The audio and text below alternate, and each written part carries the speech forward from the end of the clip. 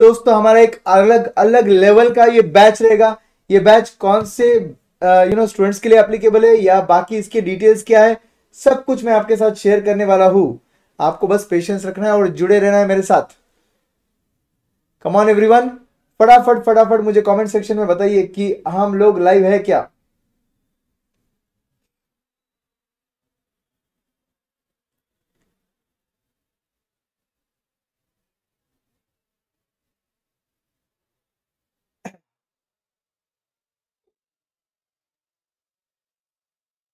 Yes yes yes, I think we are live. मेरा audio video क्या अब तक एकदम अच्छे से सुनाई दे रहा है? राकेश यादव, बाकी लोग भी जुड़ जाइए फटाफट फटाफट। एग्जाम ओरिएंटेड फाइनेंशियल मैनेजमेंट का ये बैच जो रहेगा, ये धमाकेदार बैच आपके लिए रहेगा।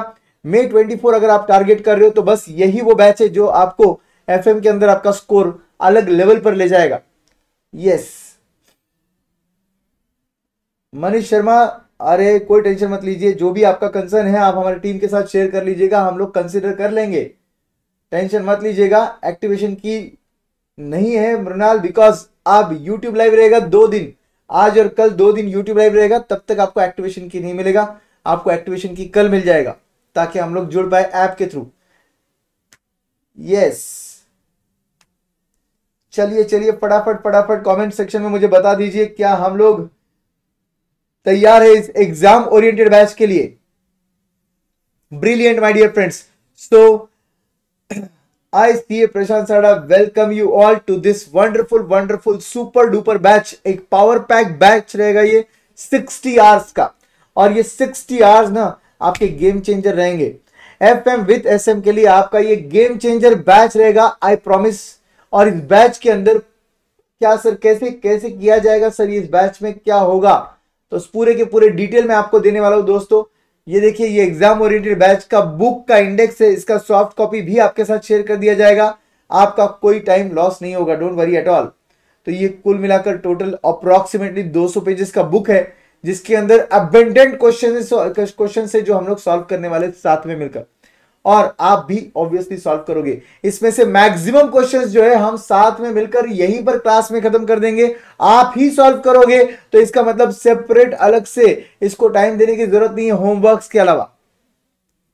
यस, एफएम के होमवर्क्स के अलावा आपको ऑब्वियसली किसी और चीज को टाइम देने की जरूरत नहीं रहेगी।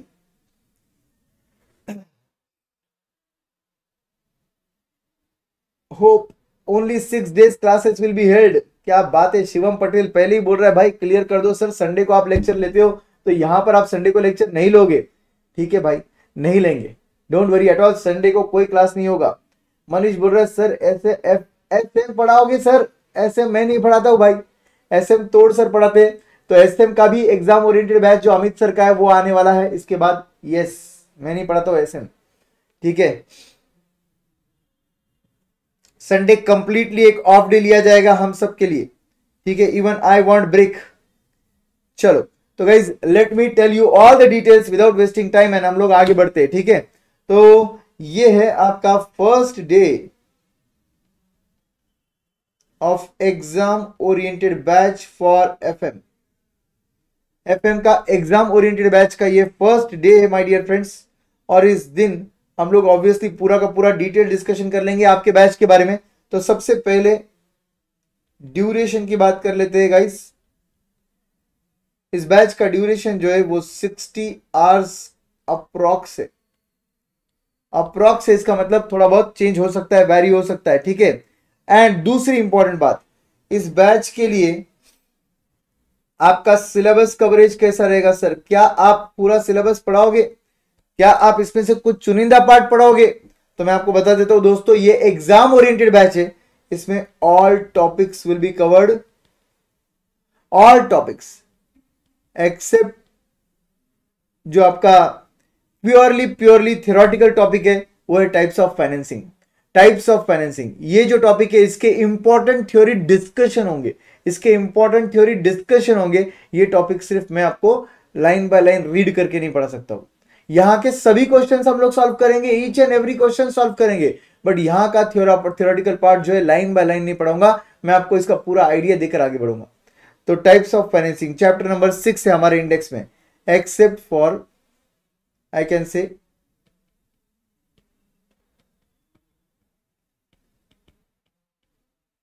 Types of financing. अब तीसरी इंपॉर्टेंट बात कर लेते हैं दोस्तों इन सब के बारे में। तीसरी इंपॉर्टेंट बात कर लेते हैं कि सर ये बैच एप्लीकेबल किसके लिए रहेगी।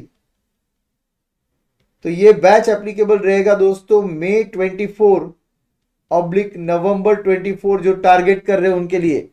ये बैच एप्लीकेबल रहेगा मई 24 एंड नवंबर 24 टारगेट करने के लिए। सर अगर हमने नवंबर 23 प्रिपेयर किया है तो सर क्या हमें ये बैच करना जरूरी है? 110% यस, क्योंकि दोस्तों आपके सिलेबस में एक टॉपिक जो है वो डिलीट हुआ है और उसके साथ साथ कुछ जगह कुछ चीजों को ऐड किया है उन्होंने, उनके ट्रीटमेंट्स को चेंज किया उन्होंने। तो ऑब्वियसली वो सब बातें डिटेल में डिस्कस होगी इधर। And at the same time जब नवंबर 23 में आपने पढ़ा था तब उस वक्त तो एमसीक्यू था ही नहीं, तो पढ़ाने का पैटर्न भी अलग रहेगा। अब जब मैं पढ़ाऊंगा आपको तो एमसीक्यू पॉइंट ऑफ व्यू से बताऊंगा कि इसको एमसीक्यू में सॉल्व कैसे करेंगे, इसको फटाक से कैलसी पे कैसे सॉल्व करेंगे, ये कैसे होगा एमसीक्यू के अंदर।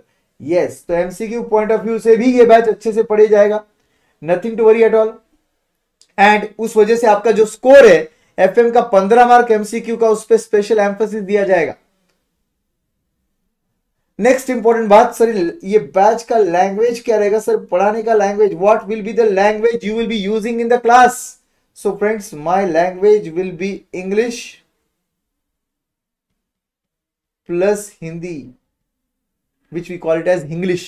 So I will be using the combination of both the languages because students will be comfortable at their own convenience, they will be comfortable with either of the language. So I will be explaining, in Hindi as well as English. Nothing to worry at all. Yes. Fifth important point. Sir, timing क्या रहेगा, batch का time क्या रहेगा? Every day timing will be guys 11:15 approx बोल रहा हूं because I have my lecture till 11:05, so 5-10 minutes इधर उधर हो सकता है, but yes 11:15 approximately till approximately 2 PM, till approximately 2 PM।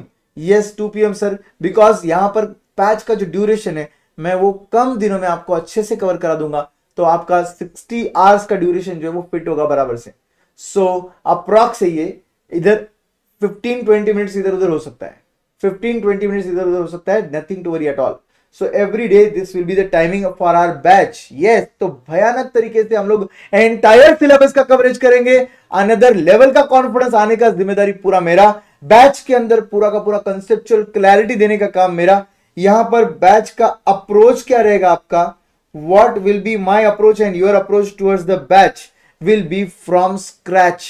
Yes, utmost conceptual clarity के साथ हम लोग आगे बढ़ेंगे। And at the same time I will not expect कि आपको सब कुछ आता है, I will be explaining you right from bottom level. And believe me friends, when I say bottom level it will be like, अगर आपको mathematical calculation भी नहीं आ रहे ना तो मैं अज्यूम नहीं करूंगा कि आपको आते हैं, मैं वो भी आपके साथ करूंगा एटलीस्ट एक बार, ताकि आपको बाद में समझ जाए कि इसको कैलकुलेट कैसे करते हैं। सो मेरे मैथ्स के दुश्मनों, डरने की जरूरत नहीं है। जो लोग यहां पर मैथ्स के दुश्मन कैटेगरी के, you have nothing to worry at all. You have to understand one thing, that is this batch will be a game changer for you and that is my promise. ये 60 hours आप मेरे साथ invest कर दो, आपका मई 24 हो या नवंबर 24 हो, एक झटके में बहुत अच्छे मार्क्स से हम लोग पास हो जाएंगे। That is assurance, that is my assurance. But उसके लिए आपको देना होगा आपका 150%। आपको जो होमवर्क्स मैं बोलूं आपको करना है, मतलब करना है।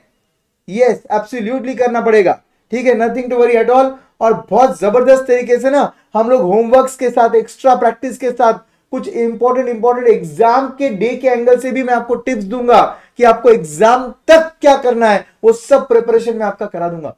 आपको डरने की कोई जरूरत नहीं है दोस्तों, मैं हूं आपके साथ, एंड तक रहूंगा आपके साथ। सर एमसीक्यू के लिए क्या करें सर, मैंने ऑलरेडी 400 एमसीक्यू का एक क्वेश्चन बैंक बनाया है, क्या वो परचेज करना पड़ेगा सर? बिल्कुल नहीं, ये आपके एग्जाम ओरिएंटेड के साथ ही दिया जाएगा आपको।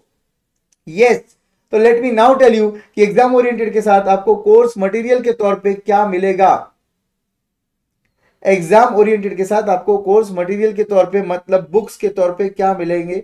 इस बैच के जो बुक्स है ऑब्लिक मटेरियल है वो क्या रहेंगे दोस्तों, देख लीजिए।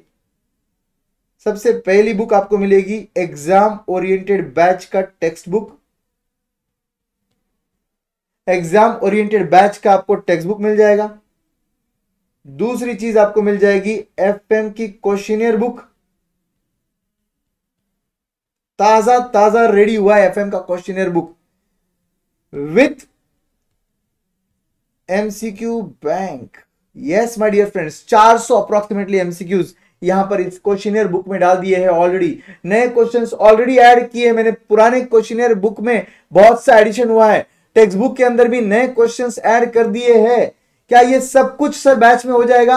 यस, हम लोग क्या करने वाले, टेक्स्ट बुक पूरा डिस्कस करके सॉल्व करने वाले, क्वेश्चनियर बुक आपको दिया जाएगा, आप प्रैक्टिस कर लो, उसके सभी लेक्चर्स भी यूट्यूब पर अवेलेबल रहेंगे आपके डाउट सॉल्विंग के लिए।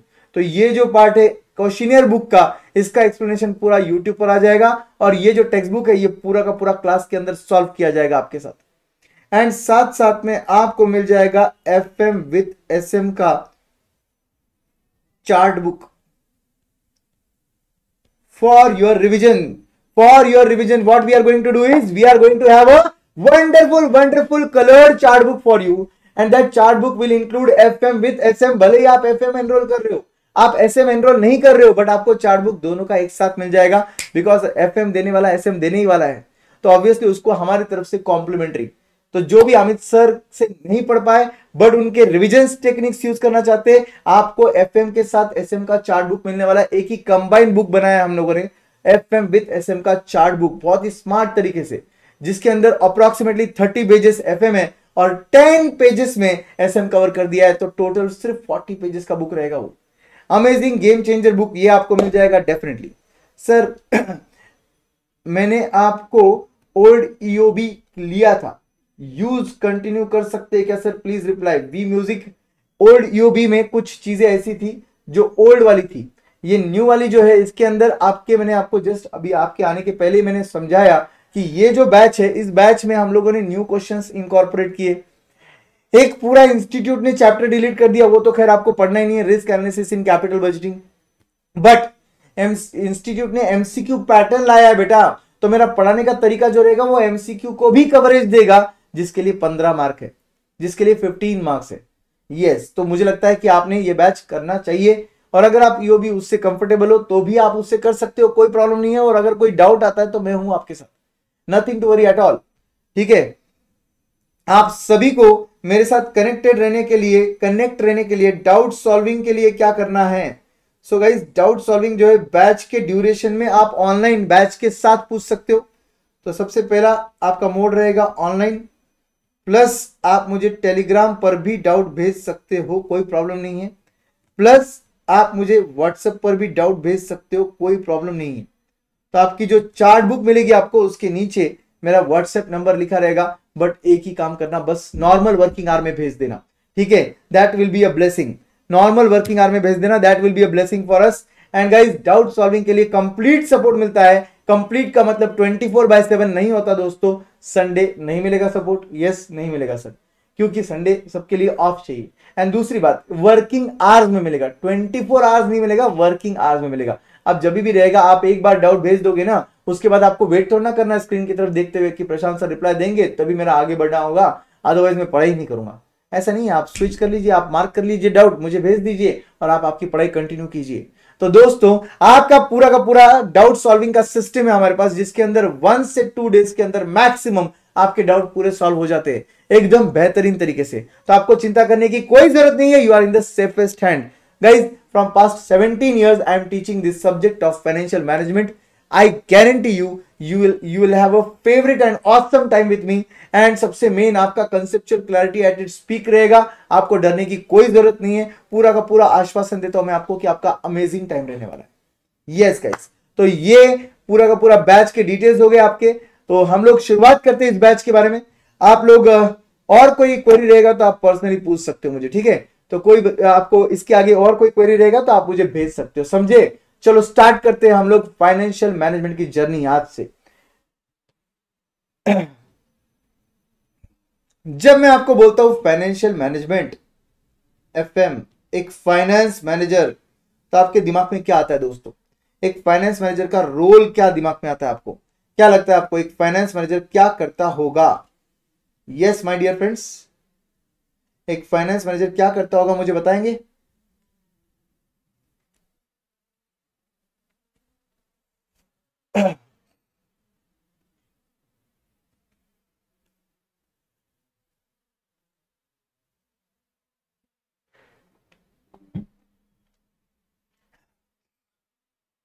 बोलिए फटाफट फटाफट कमेंट सेक्शन में बताइए मुझे, एक फाइनेंस मैनेजर क्या करता होगा?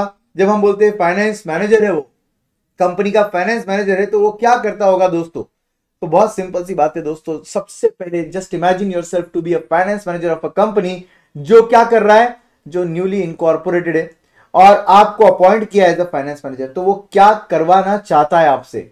वो आपसे करवाना चाहता है उसका ओवरऑल फाइनेंशियल मैनेजमेंट। तो उसके अंदर सबसे मेन रोल आता है, सबसे पहला रोल आता है दोस्तों कि आप पैसा बिजनेस में ला लो, that is procurement of funds. पैसा बिजनेस में ला लो, which is called as procurement of funds। Procurement of funds का टेक्निकल नाम हमारे सिलेबस में होता है फाइनेंसिंग फंक्शन।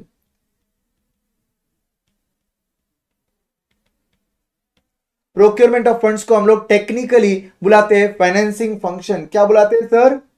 फाइनेंसिंग फंक्शन बुलाते हैं बेटा। तो फाइनेंसिंग फंक्शन मतलब बिजनेस में पैसा लाना, ये चीज सबसे मेन होती है। और बिजनेस में एक बार पैसा लाना डिसाइड हो गया तो आपको डिसाइड करना होता है कि कहां कहां से आपका पैसा आ सकता है बिजनेस में, which are the different sources जहां से आपके बिजनेस में पैसा आ सकता है। तो सबसे पहले आपको देखना होता है टाइप्स ऑफ फाइनेंसिंग, कि भाई बिजनेस में पैसा कहां कहां से आ सकता है, कहां कहां से आ सकता है। उसके लिए आपको ऑब्वियसली क्या करना होता है? टाइप्स ऑफ फाइनेंसिंग देखना होता है। यस, तो यहां पर आंसर्स भी आ रहे, फटाफट फटाफट आंसर दे रहे। मनीष शर्मा, आपकी जो भी फीस रिलेटेड क्वेरी आप यहां पर मत पूछिए, आप डायरेक्टली कनेक्ट हो जाइए अभी पढ़ाई में, ठीक है। और फीस रिलेटेड चिंता मत कीजिए, अगर हमारे ओल्ड सिलेबस के स्टूडेंट रहेंगे, आप ओल्ड स्टूडेंट रहेंगे तो आपको कंसिडर किया जाएगा हमारे पूरे ऑर्डर डिटेल चेक करके। Nothing to worry at all, ठीक है। जो भी रहेगा वो आपको टीम बता देगा। अभी आप जुड़ जाइए पढ़ाई में। भाई फीस नहीं बचाना है हमको, पैसा कमाना सोचना है, पैसा बचाना नहीं सोचना है, पैसा कमाना है। तो यहां ध्यान दो, ठीक है। आरसीसी को कंसीडर करके फंड्स को यूटिलाइज करेंगे sir, very good. We music, what is RCC? Can you please throw a light on this?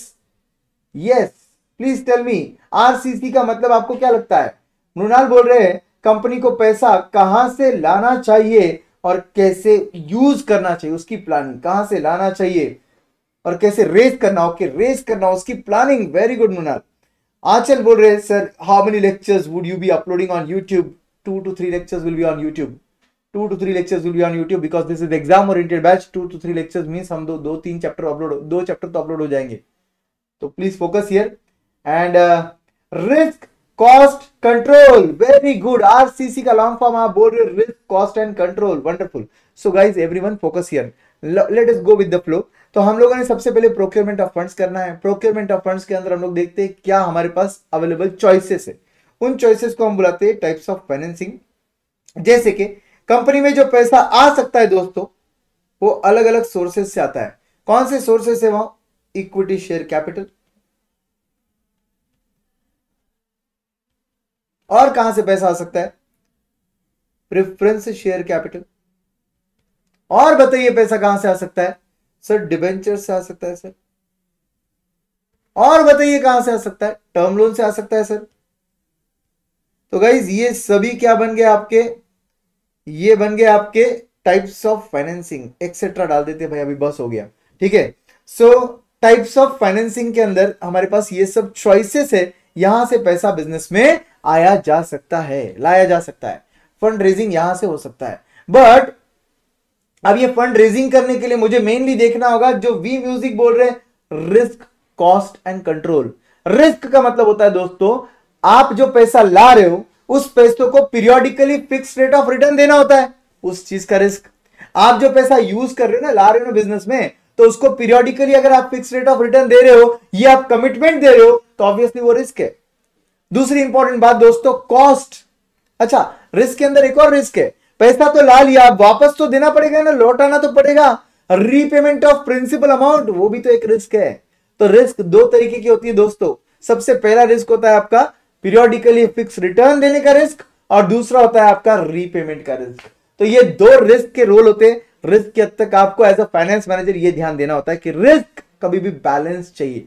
Risk कम नहीं चाहिए, ज्यादा नहीं चाहिए, बैलेंस चाहिए according to size of our company. क्योंकि obviously to earn more return you have to take risk, but take balanced risk, take calculated risk.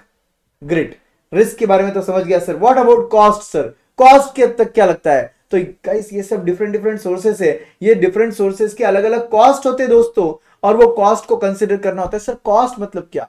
जो आप periodically उस पैसों को यूज कर रहे हो उसका कॉस्ट, जो आप उन पैसों को यूज कर रहे हो ना उसका कॉस्ट, उसे बोलते हैं कॉस्ट ऑफ कैपिटल।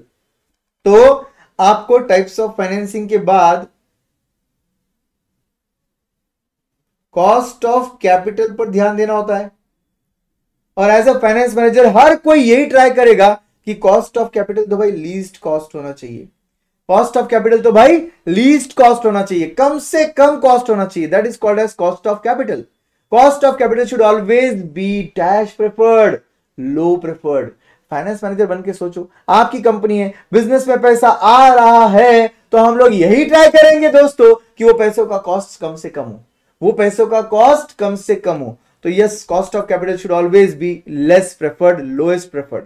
और कॉस्ट के हद तक तो जान लिया, लोएस्ट है, रिस्क के हद तक तो जान लिया, बैलेंस्ड है। What is control sir?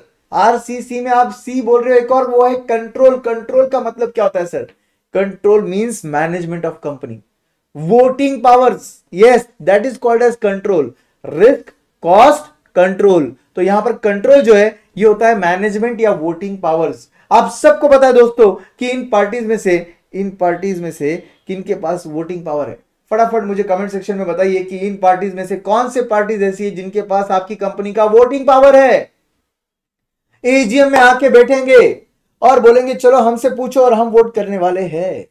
ऐसे कौन लोग हैं इनमें से? बताइए फटाफट फटाफट मुझे कमेंट सेक्शन में। तो रिस्क, कॉस्ट, कंट्रोल, ये चीजों का ध्यान दिया जाता है। बताइए फटाफट कमेंट सेक्शन में कि भाई किसके पास होता है कंपनी का कंट्रोल, मैनेजमेंट, वोटिंग पावर।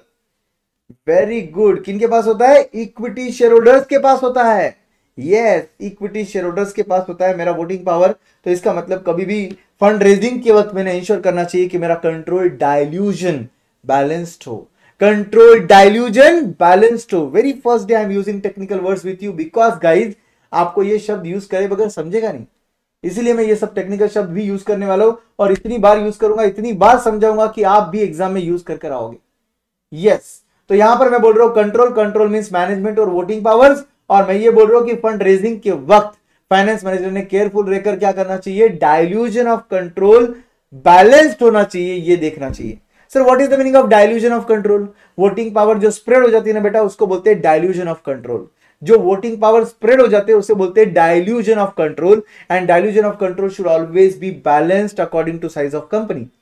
बिल्कुल सही है sir, balanced according to size of company होना चाहिए डाइल्यूजन ऑफ कंट्रोल। तो डाइल्यूजन ऑफ कंट्रोल जो है इक्विटी शेयर इश्यू करने से होता है, प्रेफरेंस शेयर से नहीं होता है। प्रेफरेंस शेयर वालों को वोटिंग पावर नहीं दी जाती है, डिबेंचर होल्डर्स को भी वोटिंग पावर नहीं दी जाती है, बैंक से अगर टर्म लोन लेंगे तो उनको भी वोटिंग पावर नहीं दी जाती है। इसका मतलब भाई कंट्रोल डाइल्यूजन तो एक ही केस में होगा, वो है फ्रेश इश्यू ऑफ शेयर्स। तो उस वक्त बस प्रमोटर्स ने ये ख्याल रखना है कि अल्टीमेटली हम प्रमोटर्स हैं, हम हमारी कंपनी है और इन कंपनी के फैसले भी हमारे हाथ में होने चाहिए। तो आज जब आप बोलते हो रिलायंस अंबानी का कंपनी है, टाटा जो है ये मतलब Ratan Tata and all Tata group का कंपनी है, आदित्य बिरला ग्रुप का कंपनी है, तो इसका मतलब इनके पास पूरे शेयर्स नहीं है, इनके पास उस कंपनी का अल्टीमेट कंट्रोल है, वोटिंग पावर्स है, जो इन्होंने डाइल्यूट नहीं होने दिया, बैलेंस्ड वे में रखा उसे। Yes, that is called as dilution of control. तो RCC risk, cost and control देखकर होता है। इसमें मैंने सिर्फ एक ही लिखा है चीज, कॉस्ट ऑफ कैपिटल। अब उसके बाद आरसीसी में हम लोगों ने रिस्क को रखा बैलेंस, कॉस्ट ऑफ कैपिटल को रखा मिनिमम, कंट्रोल को रखा बैलेंस्ड, कंट्रोल डाइल्यूजन को रखा बैलेंस्ड। तो कंट्रोल भी बैलेंस्ड है और आपका जो रिस्क है वो भी बैलेंस्ड है, और कॉस्ट जो है वो सबसे कम है, मिनिमम है। यस, तो उससे हमने डिसाइड कर लिया हमारी कंपनी का कैपिटल स्ट्रक्चर। यस, हमने डिसाइड कर लिया है हमारी कंपनी का capital structure. Very good. Different voting right से भी कंट्रोल होगी ना sir? Yes, different voting right से भी कंट्रोल होगी ना sir? I didn't got your logic Mrinal, मुझे समझा नहीं। डिफरेंट वोटिंग राइट से भी कंट्रोल होगी ना मतलब क्या? यस, मेजॉरिटी स्टेक रखना चाहिए हमने, बिकॉज हमारे पास अल्टीमेट वोटिंग पावर होनी चाहिए। बिल्कुल सही बोल रहे हो आप भी music. Now capital structure decide करना है मींस व्हाट? कैपिटल स्ट्रक्चर का मीनिंग समझ लो पहले। कैपिटल स्ट्रक्चर का मीनिंग होता है mix oblique combination of long term funds. Mix oblique combination of long term funds. आपके बिजनेस में जो लॉन्ग टर्म फंड्स है उसका मिक्स, उसका कॉम्बिनेशन, मतलब उसका रेशियो, उसका प्रोपोर्शन, उसको हम बोलते हैं कैपिटल स्ट्रक्चर। आपकी कंपनी का कैपिटल स्ट्रक्चर जो है लॉन्ग टर्म फंड्स का, वो सोच समझ के डिसाइड करना चाहिए। रिस्क कॉस्ट कंट्रोल आरसीसी को देखकर डिसाइड करना चाहिए, जिसमें से रिस्क होना चाहिए बैलेंस्ड, कंट्रोल होना चाहिए बैलेंस्ड, कॉस्ट होना चाहिए लीस्ट कॉस्ट। तो अगर ऐसा होता है तो ऐसे कैपिटल स्ट्रक्चर को एडवांटेज गिविंग कैपिटल स्ट्रक्चर बोलते हैं। क्या बोलते हैं? एक बार बोलिए मेरे साथ, क्या बोलते हैं? Advantage giving capital structure. और उसी को बोलते हैं लेवरेज। लेवरेज का मीनिंग क्या हुआ सर? लेवरेज का मीनिंग क्या हुआ sir? Advantage. My dear friends, leverage का मीनिंग होता है एडवांटेज। फाइनेंस का एक बहुत ही कॉमन शब्द है ये लेवरेज। लेवरेज का मीनिंग होता है दोस्तों एडवांटेज। यस, तो आपका कैपिटल स्ट्रक्चर एडवांटेजेस कब कहलाया जाएगा? जब आपका risk balanced, control balanced, cost कम से कम। Risk balance, control balance, cost सबसे कम, उसको बोलते हैं capital structure is giving us leverage means advantage. बिल्कुल सही है सर, ये तो एकदम जबरदस्त समझ गया सर। पैसा बिजनेस में लाना है, अलग अलग सोर्सेस अवेलेबल है, हर एक का कॉस्ट देखा जाएगा, रिस्क एंड कंट्रोल भी देखा जाएगा सर। कॉस्ट होना चाहिए मिनिमम सर, रिस्क कंट्रोल होना चाहिए बैलेंस्ड। तो बस उससे हमने डिसाइड कर लिया कैपिटल स्ट्रक्चर। कैपिटल स्ट्रक्चर का मीनिंग होता है मिक्स और combination of long term funds. इसका मतलब शॉर्ट टर्म फंड्स नहीं देखे जाते, सिर्फ लॉन्ग टर्म देखे जाते कैपिटल स्ट्रक्चर की हद तक। और फिर हम हमारी कंपनी में ऐसा कैपिटल स्ट्रक्चर सिलेक्ट करते हैं जिसमें RCC, risk cost and control के साथ डिसाइड होने वाला कैपिटल स्ट्रक्चर था वो, जिसके अंदर ऑब्वियसली रिस्क को रखा बैलेंस्ड, कंट्रोल को रखा बैलेंस्ड, और कॉस्ट ऑफ कैपिटल रखा सबसे कम। तो ये देगा आपको एडवांटेज। इस एडवांटेज को हमने बुलाया सर लेवरेज। इस एडवांटेज को हमने बुलाया लेवरेज। Very good. तो प्रोक्योरमेंट तो हो गया है। चलो अब दूसरा साइड देखते हैं। पैसा ला लिया, तो क्या पैसा लाने के बाद एक फाइनेंस मैनेजर का काम खत्म हो गया? अरे भाई, आप घर बैठे लोग जो भी लाइव स्ट्रीमिंग में देख रहे हैं, आप भी तो आंसर दो। अरे वहां बैठे बैठे दो, टाइप मत करो तो भी चलेगा, मगर बोलो। वहां बैठकर आप जितना आंसर मेरे साथ बोलोगे, जितना इंटरेक्ट करोगे, उतना आपको बेहतर समझेंगे ये लेक्चर्स। बोलो।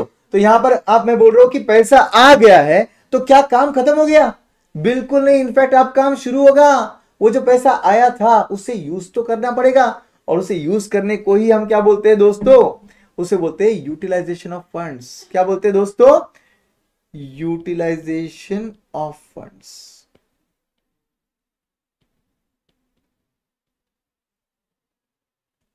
तो आप जो बिजनेस में पैसा लाए हो, उस पैसे को क्या करो? यूटिलाइज करो। उस पैसे को बिजनेस में यूज करो, यूटिलाइज करो। उसे बोलते हैं यूटिलाइजेशन ऑफ फंड्स। मतलब ही इसको भी एक टेक्निकल नाम है क्या सर? जैसे उधर एक नाम था, आपने लिखा है येलो में हाईलाइट किया है, इधर भी कुछ नाम है क्या सर? यस, इधर भी नाम है दोस्तों। इसको बोलते हैं इन्वेस्टमेंट फंक्शन।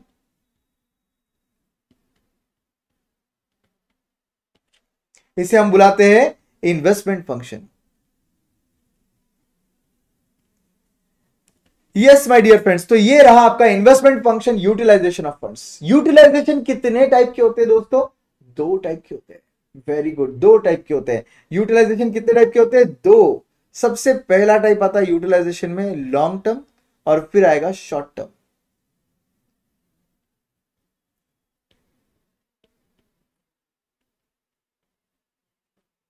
लॉन्ग टर्म, और यहां हम लिख रहे हैं शॉर्ट टर्म। लॉन्ग टर्म के लिए जो पैसा यूज होता है, उस पैसों को हम बुलाते हैं, उस एक्सपेंडिचर को हम बुलाते हैं कैपिटल एक्सपेंडिचर। लॉन्ग टर्म के लिए जो पैसा यूज होता है, उस पैसों को हम बुलाते हैं capital expenditure. Are they important? Yes, they are very important. भाई इतना huge amount of cash outflow होगा।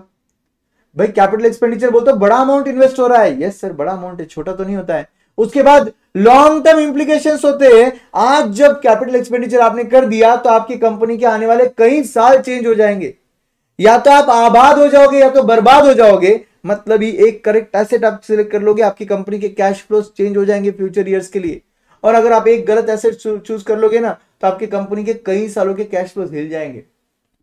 तो ऐसे सिचुएशन में कैपिटल एक्सपेंडिचर्स को हम लोग बहुत बहुत इंपॉर्टेंट मानते हैं और इसीलिए कैपिटल एक्सपेंडिचर्स को हमने सोच समझ के लेना चाहिए। पहला आता है रीजन ह्यूज इन्वेस्टमेंट, मैं लिख रहा हूं आपके लिए,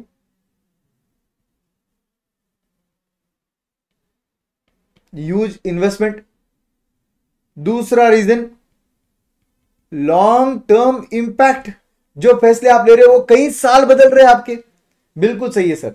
और तीसरा रीजन दोस्तों कि ये जो फैसले हैं ये रिवर्सिबल नहीं होते, एक बार ले लिया सो ले लिया। मतलब क्या सर? मतलब अगर मैं कोई एसेट परचेज कर रहा हूं, लेट अस से 2 करोड़ का है, तो क्या मैं उसको महीने भर बाद बोल सकता हूं after 1 month that I am not liking the asset, let us sell it off? ऐसे रिवर्सिबल फैसले नहीं होते ये। अगर आप ऐसा करने जाओगे तो आपको ह्यूज कैपिटल लॉसेस होंगे। सो ऑब्वियसली इन फैसलों को हम बुलाते हैं इरिवर्सिबल। इरिवर्सिबल। तो भाई ये 3 रीजंस की वजह से कैपिटल एक्सपेंडिचर्स बहुत इंपॉर्टेंट है।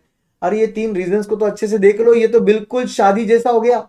शादी का फैसला हमारी जिंदगी में इंपॉर्टेंट है क्या बच्चा लोग? यस सर, ये इसलिए तो कर रहे सर, शादी अच्छा करना चाहिए, है ना? तो भाई शादी का फैसला इतना इंपॉर्टेंट है बिकॉज ऑफ दिस 3 रीजंस। शादी में इंडिया में होता है huge investment, big fat wedding करते हो आप। देन शादी के फैसले से लॉन्ग टर्म इंपैक्ट होता है, क्योंकि अब एक सही लाइफ पार्टनर, जिंदगी आबाद, नहीं तो आपको पता है बर्बाद। तो भाई लॉन्ग टर्म इंपैक्ट होगा आपके शादी के फैसले का भी, तो सोच समझ के लो, फैसला आज लेना है, जिंदगी भर निभाना है। और तीसरी इंपॉर्टेंट बात, इरिवर्सिबल। तो भाई शादी का फैसला तो इरिवर्सिबल ही है। इंडिया में तो 7 जन्मों की शादी होती है, एक जन्म नहीं 7 जन्मों की शादी होती है, तो ऐसे फैसले रिवर्स नहीं होते, तो सोच समझ के लेना चाहिए। तो भाई यही सेम रीजंस की वजह से कैपिटल एक्सपेंडिचर्स इंपॉर्टेंट होते हैं, इसलिए फाइनेंस मैनेजर बहुत एक्स्ट्रा केयरफुल रहकर ये फैसलों को लेता है।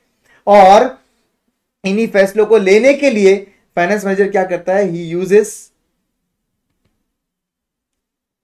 Capital budgeting techniques. क्या यूज कर रहा है वो? कैपिटल बजटिंग टेक्निक्स यूज कर रहा है, कैपिटल बजटिंग टेक्निक्स यूज कर रहा है वो, और फिर वो फैसले ले रहा है। तो कैपिटल बजटिंग टेक्निक क्या होता है सर? वो तो पढ़ लेंगे, don't worry at all. Capital budgeting techniques वो लोग यूज करते हैं, मतलब एक स्पेशलाइज्ड टेक्निक है for capital expenditures for long term investments. Yes, तो वो टेक्निक्स यूज कर ही फैसले लिए जाएंगे। डन सर, लॉन्ग टर्म तो समझ गया सर, बहुत इंपॉर्टेंट होता है, 3 रीजन है सर। और उसके अलावा उसको यूटिलाइज करने के लिए, उसको फैसले लेने के लिए हमारे पास एक टेक्निक भी है सर, जिसको हम बुलाते हैं कैपिटल बजटिंग टेक्निक्स। बिल्कुल सही है। अब इसके आगे क्या? इसके आगे आता है दोस्तों शॉर्ट टर्म। गाइज जब मैं बोलता हूं शॉर्ट टर्म यूटिलाइजेशन, तो शॉर्ट टर्म यूटिलाइजेशन मतलब मेनली किस में आता है देख लीजिए। शॉर्ट टर्म का यूटिलाइजेशन जो है मेनली 2 चीजों में देखा जाएगा। सबसे पहले शॉर्ट टर्म जब हम बोलते हैं तो management of working capital picture में आता है। What is working capital sir? Day to day activity में जो पैसा लगता है उसे बुलाते हैं वर्किंग कैपिटल। तो जो रनिंग के लिए पैसा लगता है, वर्किंग के लिए पैसा लगता है, उसे हम बुला रहे हैं working capital. And working capital जो है वो शॉर्ट टर्म नेचर के होते हैं। तो आपको ऑब्वियसली शॉर्ट टर्म फैसले जो है वो सोच समझ के लेने चाहिए। मैनेजमेंट ऑफ वर्किंग कैपिटल में हम लोग क्या करेंगे सर? हम इंश्योर करेंगे बेटा कि तुम्हारा वर्किंग कैपिटल जो है वो जरूरत से ज्यादा नहीं होना चाहिए और जरूरत से कम नहीं होना चाहिए। जरूरत से ज्यादा नहीं होना चाहिए, क्यों सर? अगर जरूरत से ज्यादा पैसा ब्लॉक रहेगा बेटा डे टू डे वर्किंग में, तो उस एक्स्ट्रा पैसा जो ब्लॉक हुआ है उसका अपॉर्चुनिटी कॉस्ट, यस उसका अपॉर्चुनिटी कॉस्ट, उसको हम बुलाते हैं जरूरत से ज्यादा नहीं होना चाहिए, क्योंकि अपॉर्चुनिटी कॉस्ट है। जरूरत से कम रहेगा तो क्या होगा सर? वर्किंग कैपिटल जरूरत से कम रख देते सर। 30 लाख का रिक्वायरमेंट था, हम लोग 20 लाख की वर्किंग कैपिटल रखेंगे। तो guys day to day working में अगर पैसा कम रहेगा तो आपका रेपुटेशन, आपका गुडविल खराब होगा, आपके पास enough cash and bank balance नहीं रहेगा पे करने के लिए, डे टू डे खर्चे पे करने के लिए, आपका बिजनेस प्रॉब्लम में आ जाएगा। लोग आप पर ट्रस्ट नहीं करेंगे क्योंकि आपके पास पैसा देने के लिए पैसा नहीं है। शॉर्ट टर्म में आपने पैसा जरूरत से कम रखा तो आपका गुडविल, रेपुटेशन सब खराब हो सकता है। तो डेफिनेटली आपने क्या करना चाहिए? ओवरऑल मैनेजमेंट करना चाहिए वर्किंग कैपिटल का, और इंश्योर करना चाहिए कि आपका जो वर्किंग कैपिटल है वो जरूरत से कम नहीं होना चाहिए और जरूरत से ज्यादा नहीं होना चाहिए। बिल्कुल सही है। अब दूसरी इंपॉर्टेंट बात, हर साल कंपनी कमाता है प्रॉफिट। यस, कंपनी की बात कर रहा हूं मैं। कंपनी कमाता है प्रॉफिट, तो कंपनी वो प्रॉफिट क्या करता है, डिविडेंड के तौर पे बांट देता है। क्या कंपनी वो प्रॉफिट डिविडेंड के तौर पे बांट देता है? बिल्कुल नहीं। कुछ पार्ट बांटता है, कुछ पार्ट रिटेन करता है। ये फैसले जो होते हैं, ये जो फैसले होते हैं, इसको बोलते हैं डिविडेंड डिसीजंस। क्या बोलते हैं इसको? Dividend decisions. तो ये भी तो डे टू डे वर्किंग में लेना है अपने को, कितना डिविडेंड बांटना है और कितना प्रॉफिट रिटेन करना है। तो डिविडेंड डिसीजंस एवरी ईयर लेना पड़ता है।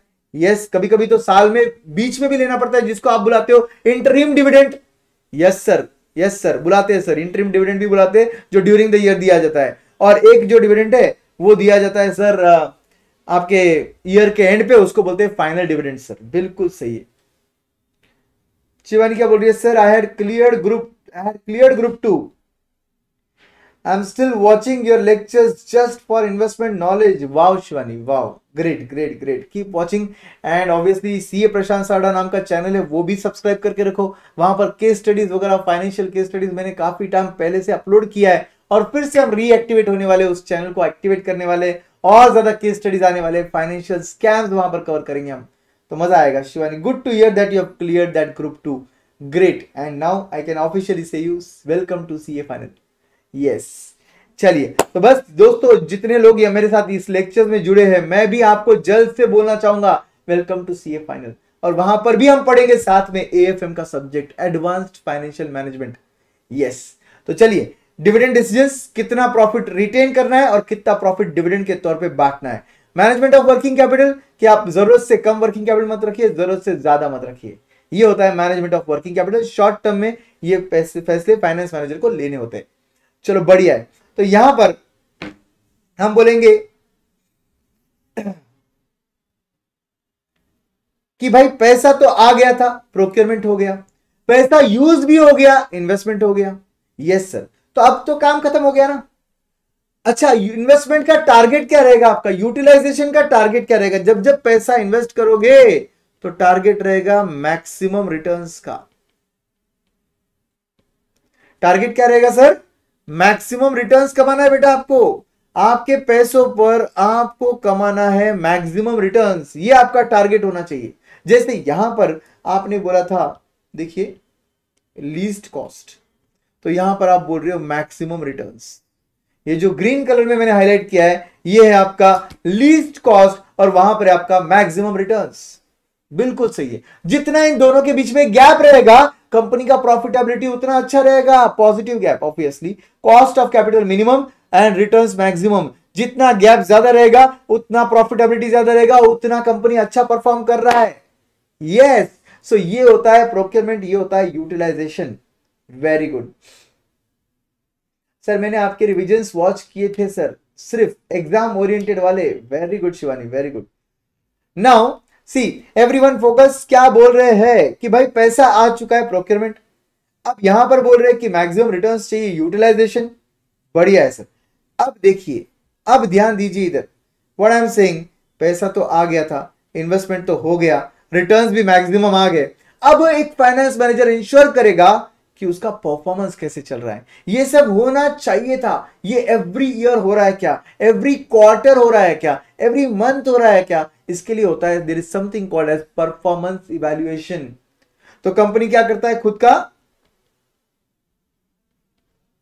परफॉर्मेंस इवैल्यूएट करता है फाइनेंस मैनेजर के थ्रू। इसी को बोलते हैं performance evaluation. Yes, performance evaluation. And performance evaluation guys, performance evaluation various tools use करके किए जाते हैं। उसमें cash flow, fund flow, ratio सब आता है, बट आपके सिलेबस में सिर्फ रेशियो एनालिसिस है, क्योंकि कैश फ्लो स्टेटमेंट तो आपने अकाउंट्स में पढ़ लिया, एडवांस अकाउंट्स में। यस, तो फिर यहां पर क्या आता है, यहां पर आता है रेशियो एनालिसिस। एफएम में आ जाता है रेशियो एनालिसिस। तो फिर यहां पर हम लोग परफॉर्मेंस इवैल्यूएट करेंगे by using ratio analysis. I am sure कि तुम में से काफी लोगों ने आपके 12th में रेशियो एनालिसिस कवर किया रहेगा, नो डाउट किया रहेगा। बट वहां पर आपने अगर थोड़ा भी मैकेनिकल पढ़ा रहेगा ना, मैं आपको गारंटी देता हूं इस बैच में एकदम कंसेप्चुअल पढ़ेंगे। बहुत अच्छे से पढ़ेंगे और फटाफट फटाफट ये सब चीजें आपके दिमाग में कंसेप्चुअली उतारने की गारंटी मेरी। यस गाइस, तो ये ओवरऑल फाइनेंस मैनेजर ने करना चाहिए, परफॉर्मेंस इवैल्यूएशन करना चाहिए रेशियो एनालिसिस के थ्रू। तो ये सब होना चाहिए दोस्तों। यस, और ये एक फाइनेंस मैनेजर ही करता है। तो ये सर, ये तो समझ गया सर, फाइनेंस मैनेजर ये सब करता है। Okay sir, done. तो गाइस यही है आपका सिलेबस, यही है आपका सिलेबस एवरीवन। यस, ये आपका सिलेबस है जो स्क्रीन पर आप देख रहे हो। कैसे सर ये सिलेबस हो सकता है? ये देखिए दोस्तों, basics of financial management chapter number 1 है आपका। आप इंडेक्स सामने रखना है तो सामने रख लीजिए, ये आपका इंडेक्स है, देख सकते हो आप। यस, दूसरा आपका नेक्स्ट टॉपिक आपके सिलेबस में आता है दोस्तों लेवरेजेस। उसके बाद आपके सिलेबस में आता है कैपिटल स्ट्रक्चर। थर्ड टॉपिक है अपने सीक्वेंस में। फोर्थ टॉपिक है अपने सीक्वेंस में cost of capital. Fifth topic आपके सीक्वेंस में, अगर आप इंडेक्स भी देख लोगे तो फिफ्थ टॉपिक आपके सीक्वेंस में है रेशियो एनालिसिस। यस, फिर आता है आपका टाइप्स ऑफ फाइनेंसिंग, फिर कैपिटल बजटिंग, फिर डिविडेंड डिसीजंस, फिर वर्किंग कैपिटल। तो जो जो आप इंडेक्स में देख रहे हो दोस्तों, ये और कुछ नहीं आपका सिलेबस था जो हमने कवर कर लिया एज इंट्रोडक्शन। देखिए टाइप्स ऑफ फाइनेंसिंग, देखिए यहां पर है आपका कैपिटल बजटिंग टेक्निक, मेरा फेवरेट टॉपिक है ये आपके पूरे सिलेबस में से। सबसे ज्यादा रियलिस्टिक, रियल लाइफ में यूज आने वाला टॉपिक है capital budgeting technique. Management of working capital, dividend decisions, ratio analysis, ये पूरे के पूरे आपके टॉपिक है दोस्तों। एक फाइनेंस मैनेजर क्या करता है ये हमने ऑलरेडी कवर कर लिया। ये फाइनेंस मैनेजर क्या करता है ये हमने कवर कर लिया, और यही है आपका सीए इंटरमीडिएट का सिलेबस पूरा। और my dear friends, let me tell you one thing very frankly, कि भाई अगर आपने लगभग ऑलमोस्ट 45 मिनट्स में ये सब चीजें कवर कर ली एज अ सिलेबस, तो आप सोच सकते हो कि सिलेबस का ओवरव्यू तो आ गया है। अब हम चैप्टर वाइज देखेंगे, अब हम चैप्टर वाइज देखेंगे क्या क्या होता है। And very first topic to start with today will be first, that is basics of financial management. और इसके अंदर हम पढ़ेंगे टाइम वैल्यू ऑफ मनी। आपको आज के ही लेक्चर में पूरा फ्लेवर आ जाएगा मेरे टीचिंग का, एंड आपको समझ जाएगा। अब तक तो आ ही गया रहेगा, बट इसके आगे भी आपको प्रैक्टिकल जब मैं पढ़ा रहा हूं तो उसमें आपको समझेगा कि मैं जब बोलता हूं बेसिक से पढ़ते हैं, मैथमेटिकल कैलकुलेशन सीखते हैं, लॉजिक्स सीखते हैं, आंसर के इंटरप्रिटेशन सीखते हैं। तो गाइज आप सिर्फ मार्क्स नहीं कमाते हो, आप एक कॉन्सेप्चुअल क्लैरिटी के साथ अच्छे सीए बनोगे। एंड यही मेरा एक सपना है कि मेरा हर स्टूडेंट जो है वो क्राउड से स्टैंड आउट दिखना चाहिए, उसको कंपनी में रिकॉग्निशन मिलना चाहिए because of what knowledge he has. Ultimately वो इंपॉर्टेंट तो लाइफ में दोस्तों, ठीक है।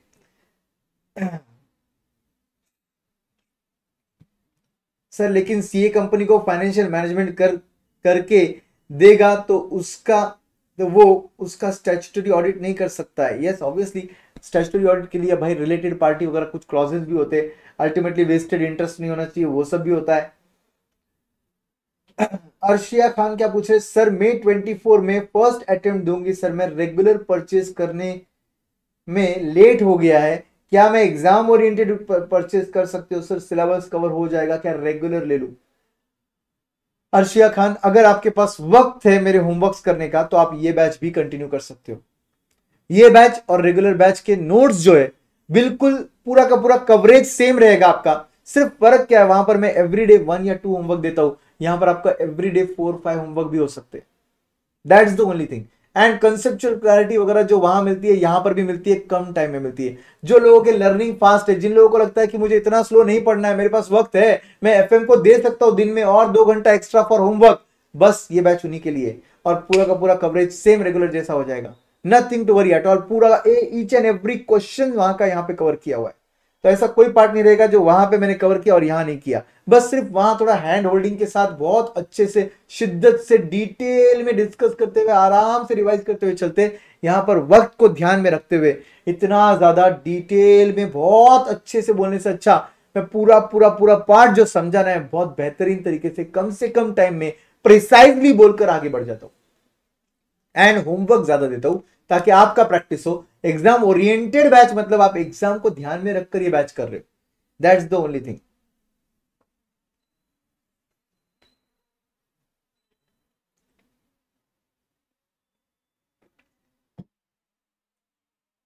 चलिए, तो हम लोग स्टार्ट कर रहे हैं वेरी फर्स्ट टॉपिक के साथ। और आपका पहला टॉपिक क्या है सर? हमारा पहला टॉपिक दोस्तों ये देखिए, ये आपका पूरा का पूरा बुक है जो सॉफ्ट कॉपी में मेरे टेलीग्राम चैनल पे आपको मिल जाएगा। मेरा टेलीग्राम चैनल जो है वो है CA Prashant Sarda dash intermediate FM, CA Prashant Sarda dash intermediate FM वो है। और ऑब्वियसली वी स्मार्ट का भी टेलीग्राम चैनल है, आप ज्वाइन कर लीजिएगा, आपको सभी अपडेट्स वहां पर मिल जाएंगे, don't worry at all.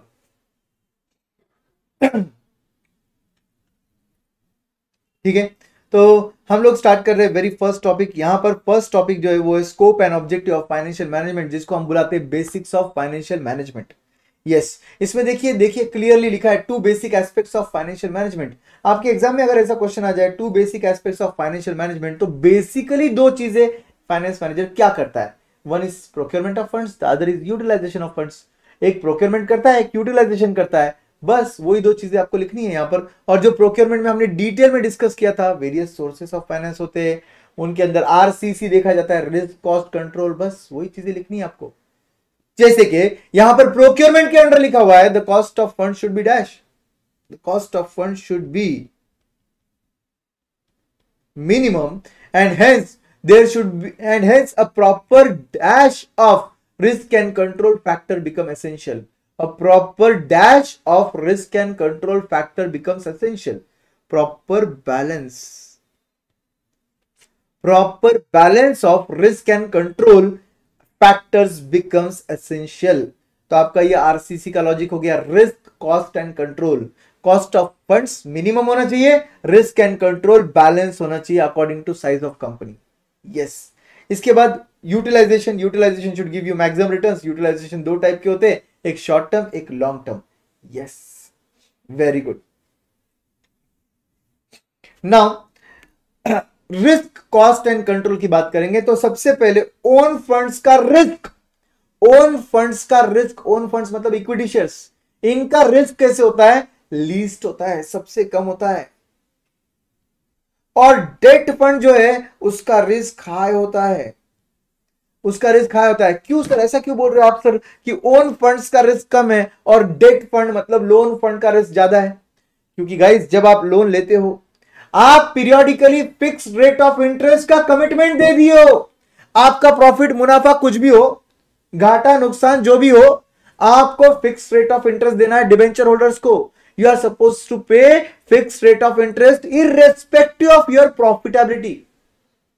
Yes sir, commitment दे दिया है सर, प्रॉफिटेबिलिटी कुछ भी हो, हाई हो या लो हो, अगर रेट ऑफ इंटरेस्ट 10% कमिट किया है तो 10 ही देना पड़ेगा सर। बात तो सही बोला आपने। यहां पर आ जाता है रिस्क, कौन से केस में, डेट के केस में। और तो और डेट के केस में एक और पंगा है, एक और प्रॉब्लम है सर, वो क्या है, डेट के केस में अगर आप एक बार पैसा ले लेते हो तो आपको रीपेमेंट भी करना होता है। अगर डेट का लाइफ रहेगा 5 इयर्स 7 इयर्स तो उसके बाद पैसा तो वापस लौटाना ही पड़ेगा, प्रिंसिपल अमाउंट रीपे करना ही पड़ेगा, इररिस्पेक्टिव ऑफ कि उस समय पैसा है या नहीं है, उस समय आपका फाइनेंशियल पोजीशन क्या है वो नहीं मायने रखता है। अगर आपके पास पैसा नहीं है, ये लोग आपके एसेट बेच देंगे, सिक्योर डिबेंचर होते हैं, हाँ टर्म लोन भी सिक्योर्ड होता है, तो भाई आपका एसेट बेच दिया जाएगा मगर पैसा तो वसूल किया जाएगा। यस, इसीलिए रिस्क ऑफ डेट कैपिटल जो है वो हाई है। और इक्विटी के केस में ऐसा बिल्कुल नहीं होता है दोस्तों। इक्विटी वाले तो बहुत मासूम हैं, बोलते हैं पैसा ले लो, लौटाना है तब लौटाना, हम लौटाने की बात भी नहीं करेंगे। मतलब ये लोग प्रिंसिपल रीपेमेंट मांगते ही नहीं है, इसलिए तो company redemption of equity shares नहीं करता है। आपने भी तो फाउंडेशन में रिडम्पशन ऑफ डिबेंचर पढ़ा होगा, प्रेफरेंस शेयर पढ़ा होगा, इक्विटी शेयर रिडम्पशन कभी पढ़ा है? इक्विटी शेयर्स कभी रिडीम नहीं होते, दो ही केसेस में उनके पैसे उनको वापस लौटाए जाते। बोलिए फटाफट सोचिए जरा। यस, दो ही केसेस में। पहली बात तो आप रिकॉर्डेड भी देख रहे होंगे तो भी स्ट्रेट बैठो, अलर्ट रहो, आंसर दो, ठीक है सब लोग बोलो जल्दी फटाफट फटाफट। दो ही केसेस में उनके पैसे उनको वापस दिए जाते हैं। कौन से वो दो केसेस है जहां पर उनके पैसे उनको वापस दिए जाएंगे दोस्तों? कौन से ऐसे दो केसेस है जहां पर इक्विटी वालों को पैसे उनको वापस दिए जाएंगे? रिडम्पशन तो करना नहीं है, कमिटमेंट है ही नहीं रिडम्पशन का। Yes, very good Mrinal, buyback, very good. Situation 1 बिल्कुल सही बोल रहे हो आप, बायबैक। एंड दूसरा दूसरा दूसरा दूसरा, कमान कमान कमान कमान एवरीवन, बायबैक के अलावा और क्या रहेगा? दो केसेस में उनके पैसे उनको वापस दिए जाएंगे, बायबैक ऑफ शेयर में तो दिए जाएंगे, liquidation, very good very good, liquidation, buyback and liquidation, ये दो केसेस में उनके पैसे उनको वापस दिए जाते हैं। यस माय डियर फ्रेंड्स, तो ऐसे दो तो एक्स्ट्राऑर्डिनरी की कंडीशंस हो गए, तो बाकी तो पैसा मांग नहीं रहे भाई, और क्या चाहिए। दूसरी इंपॉर्टेंट बात, फिक्स्ड कमिटमेंट भी नहीं मांग रहे ये लोग। ये लोग आपको फिक्स रेट ऑफ इंटरेस्ट मत दो बोल रहे, क्योंकि ये लोग इंटरेस्ट मांगते नहीं है, इक्विटी डिविडेंड मांगते हैं, जिसका रेट फिक्स नहीं होता है, जिसका रेट फिक्स नहीं होता है। यस, तो भाई यहां का तो बहुत ही अच्छा है, चंगा काम है, एकदम बढ़िया काम है, उम्दा काम है। क्या काम है सर? पैसा ये दे देते, वापस मानते ही नहीं है पैसा, रीपेमेंट करना नहीं है, और जब तक यूज कर रहे तब तक फिक्स रेट ऑफ रिटर्न भी नहीं देना है। हाई प्रॉफिट हुआ हाई रिटर्न दे दो, लो प्रॉफिट हुआ लो रिटर्न दे दो, मतलब इक्विटी डिविडेंड का रेट तो फिक्स है ही नहीं, रिस्क सबसे कम, और डेट के केस में रिस्क सबसे ज्यादा। अब आते हैं कॉस्ट की हद तक। कॉस्ट सबसे खतरनाक है, जो मासूम चेहरे देख रहे हैं ना, भोली सूरत दिल के खोटे, ये जिनकी आपको मासूम शक्ल दिख रही है ना, इनका कॉस्ट जो है वो सबसे हाईएस्ट होता है, मोस्ट एक्सपेंसिव है ये। और डेट वाले जो आपको बहुत कड़क नजर आ रहे थे, रिस्क, अरे पैसा वापस दे और fix rate of dividend interest भी देना पड़ेगा, ये लोग कड़क बात करने वाले लोग हैं ना, इनका कॉस्ट सबसे कम है, कंपैरेटिवली लो। क्यों सर, ऐसा क्यों बोल रहे हैं आप? दो बातें दोस्तों इधर भी, जैसे उधर दो बातें थी, periodically fix rate of return and principal repayment, वैसे इधर भी दो बातें दोस्तों, सुन लो अच्छे से। जो आपके डेट वाले लोग हैं ना, ये लोग आपको मांगते हैं इंटरेस्ट, और आप पे करते हो इंटरेस्ट, जो डेबिट होता है पीएनएल में। लेट मी एक्सप्लेन यू, वो डेबिट हो जाता है पीएनएल अकाउंट में, और अगर आप profit and loss account imagine करो, ये देखिए, ये आपका पीएनएल अकाउंट है, और यहां डेबिट हो गया to interest, may be 10 rupees, तो आपका नेट प्रॉफिट जो है वो 10 रुपीज से कम हो गया ना। यस सर, 10 रुपीज से कम हो गया, तो मान लीजिए आपका नेट प्रॉफिट जो है वो ये डेबिट करने के बाद 100 आ रहा है। यस, डेबिट करने के बाद 100 आ रहा है, तो ऑब्वियसली आप तो टैक्स इस पर ही लगाओगे, 30% टैक्स रहेगा, तो 30 का टैक्स आएगा। यस सर, बिल्कुल सही है। हम डिवेंचर होल्डर को 10 रुपया इंटरेस्ट दिए, अब बचा हुआ प्रॉफिट था 100 रुपया, इस पर हम टैक्स भरेंगे 30 रुपीज का। अब जस्ट इमेजिन करो, यही सेम कंपनी है, instead of paying dividend interest, they have paid dividend. Instead of paying interest to debenture holder, they have not used debt, suppose they have used equity. तो अब मुझे बताइए, इस कंपनी का net profit कितना होता था? इस कंपनी का नेट प्रॉफिट कितना होता था दोस्तों? इन कंपनी का नेट प्रॉफिट होता था आपका 110। क्यों सर? डिविडेंड पे किया ना सर, वो डेबिट करो ना इधर। Dividend paid to equity share holders कभी भी पीएनएल अकाउंट में डेबिट नहीं होता, पीएनएल अप्रोप्रिएशन में डेबिट होता है। आपका जो इंटरेस्ट है, जो उधर लिखा है, ये इंटरेस्ट, ये चार्ज अगेंस्ट प्रॉफिट है, बट इक्विटी डिविडेंड कभी इधर डेबिट नहीं होता, because it is not charge against profit. Sir ये क्या होता है सर, चार्ज अगेंस्ट प्रॉफिट क्या होता है? जो पीएनएल डेबिट होना अलाउड है और टैक्सेशन अलाउ करता है, आपके टैक्सेशन की भाषा में एडमिसिबल एक्सपेंस, तो उसे बोलते हैं चार्ज अगेंस्ट प्रॉफिट। ये चार्ज अगेंस्ट प्रॉफिट नहीं है दोस्तों इक्विटी डिविडेंड। इक्विटी डिविडेंड तो पीएनएल अप्रोप्रिएशन में आने वाला आइटम है। तो भाई साहब, इसका मतलब टैक्स जो है 30% से 110 पर लगने वाला है। यस सर, अगर 110 पर लगेगा तो 33 का टैक्स आएगा ना दोस्तों। कितना टैक्स आएगा? 33 का टैक्स आएगा। तो भाई साहब, इसका मतलब ये इंटरेस्ट 10 रुपए डेबिट होने की वजह से मेरा सीधा सीधा 3 रुपए का सेविंग हो गया। Yes definitely. और उसको निकालने का दूसरा तरीका भी है, 10 को सीधा सीधा 30% से मल्टीप्लाई कर दो। 10 को अगर मैं 30% से मल्टीप्लाई करूं तो भी 3 रुपया ही आता है। क्या बुलाते हैं सर इस 3 रुपए को? Tax shield. क्या बुलाते हैं इसको? Tax shield. लुक, कंसेप्चुअली कितना स्क्रैच से हम लोग पढ़ रहे हैं, एकदम बेसिक से हम लोग पढ़ रहे हैं, ऐसे ही समझाया जाएगा बैच में कॉन्सेप्ट्स। तो ये होता है दोस्तों डिफरेंस, जो हम यहां पर टैक्स में ज्यादा दे रहे थे और उधर कम दे रहे हैं। उधर कम दे रहे बिकॉज उधर के पीएनएल में डेबिटेड था इंटरेस्ट, और यहां ज्यादा दे रहे बिकॉज यहां पर डेबिट नहीं कर सकते equity dividend. Equity dividend PNL account में डेबिट नहीं होता, इसके बाद जो बिलो लाइन आइटम बनता है पीएनएल अप्रोप्रिएशन, वहां डेबिट होता है। तो इसका मतलब सर टैक्स तो बच रहा है because of payment of interest. Yes दोस्तों, और इसी को बोलते हैं interest tax shield. Tax shield, shield मतलब प्रोटेक्शन, प्रोटेक्शन अगेंस्ट टैक्स, इसको बोलते हैं टैक्स शील्ड। डन सर, समझ गया। तो इसका मतलब तो ये बहुत क्लियर है दोस्तों कि भाई टैक्सेशन में इंटरेस्ट यूज पे करना ज्यादा बेटर रहेगा compare to equity dividend. Interest pay करना बेटर है कंपेयर टू इक्विटी डिविडेंड, बिल्कुल सही। तो चलिए, इसका मतलब बहुत सिंपल है, जब जब मैं इक्विटी डिविडेंड पे करूं तो वो तो पीएनएल डेबिट हो ही नहीं रहा है, उस पर इनफैक्ट मेरा कोई टैक्स बच नहीं रहा है। यहां पर जब मैं इंटरेस्ट पे कर रहा हूं तो वो तो भाई टैक्सेशन के लिए अलाउड है, चार्ज अगेंस्ट प्रॉफिट है, उसकी वजह से मुझे मिल रहा है tax shield.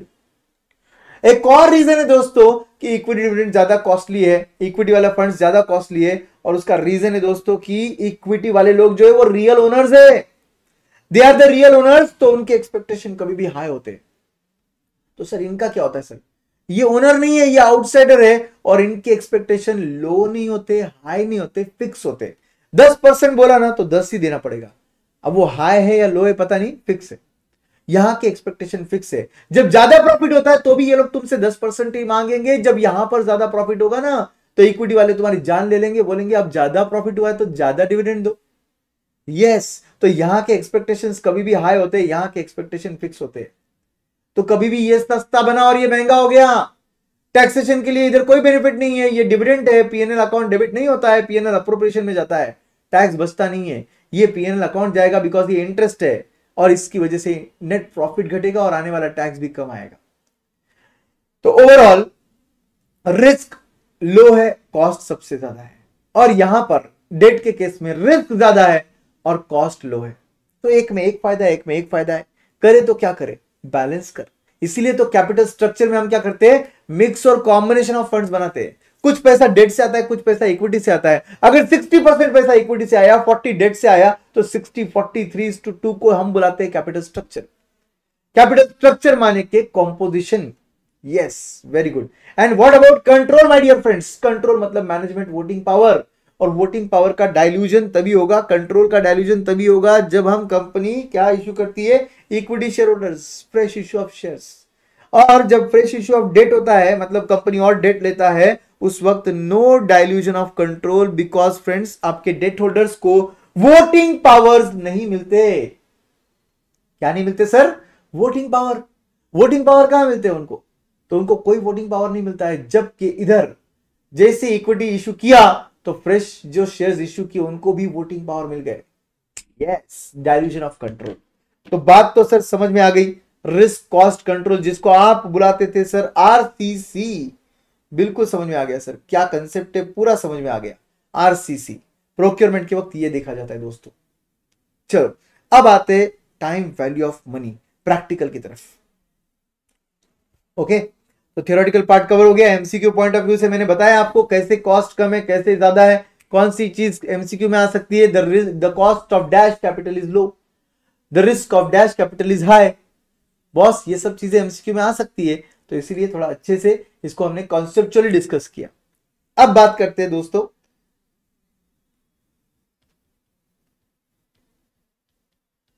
Time value of money की। किसकी बात करेंगे, टाइम वैल्यू ऑफ मनी की बात करेंगे। तो गाइस रेलेवेंस क्या होता है टाइम वैल्यू ऑफ मनी का, क्यों हम पढ़ते हैं टाइम वैल्यू ऑफ मनी। या मैं आपको एक सिंपल सा क्वेश्चन पूछता हूं कि भाई आपको प्रेजेंट मनी चाहिए या फ्यूचर मनी चाहिए। अगर मैं आपको 2 लाख रुपए देना चाहूं, अगर बोला मैंने, suppose if I want to pay you 2 lakh rupees, I give you a choice, आज ले लो या 3 साल बाद ले लो, तो आप क्या पसंद करोगे दोस्तों, व्हाट डू यू थिंक, क्या पसंद करोगे आप, प्रेजेंट मनी या फ्यूचर मनी। ऑफ कोर्स सब लोग बोलेंगे आज दे दो सर, आज दे दो, आज दे दो, क्योंकि आज का पैसा सबको अच्छा लगता है। 4 रीजन है दोस्तों उसके, उसी को बोलते हैं relevance of time value of money. पहला रीजन है कि पैसा अगर आज ही दे दिया तो भाई इन्फ्लेशन का झंझट खत्म, क्योंकि समय के साथ साथ सर देखिए आप 3 साल बाद 2 लाख दे रहे हो और आज 2 लाख दे रहे हो, दोनों दिखने के लिए सेम है सर, बट डिफरेंस है, बट डिफरेंस है सर। क्या डिफरेंस है बेटा? उधर भी 2 लाख है, इधर भी 2 लाख है। उधर के 2 लाख 3 साल बाद के परचेसिंग पावर वाइज कम है, क्योंकि 3 साल बाद के 2 लाख में गुड्स एंड सर्विसेज कम आएंगे सर, और आज के 2 लाख में गुड्स एंड सर्विसेज ज्यादा आएंगे सर। तो हमको आज ही दे दो। मैं बोलूंगा ऐसा क्यों होगा? Because of inflation. Yes, because of inflation ऐसा होगा। दूसरी इंपॉर्टेंट बात, आज ही पैसा दे दो दोस्तों, क्योंकि आप बोल रहे हो सर आप दोगे, आप दोगे या नहीं दोगे पता नहीं सर, रिस्क तो है सर। नहीं, विश्वास अलग बात है, बट रिस्क तो है ना सर। आप बोल रहे हो आप दोगे 2 लाख रुपए, दे दो सर, काम ही खत्म हो जाएगा। 3 साल बाद हम आएंगे आपके पास और बोलेंगे सर 2 लाख दे दो, आप बोलोगे कौन तुम भाई, 2 लाख बोल रहे हो, 2 लाख बोल रहे हो? है? तो रिस्क तो होता है भाई, फ्यूचर मनी में रिस्क होता है, प्रेजेंट मनी में रिस्क नहीं होता है, इसलिए किसी को भी प्रेजेंट मनी ज्यादा अच्छा लगेगा। तीसरी इंपॉर्टेंट बात कि भाई अगर प्रेजेंट में पैसा मिल जाए तो खर्च भी कर सकते सर। कितने सालों से सोचा था एक आईफोन ले लूं, तो ले लूंगा सर। इसका मतलब प्रेफरेंस ऑफ प्रेजेंट कंजम्पशन। किसी को भी आज का कंजम्पशन पसंद आता है दोस्तों। Preference of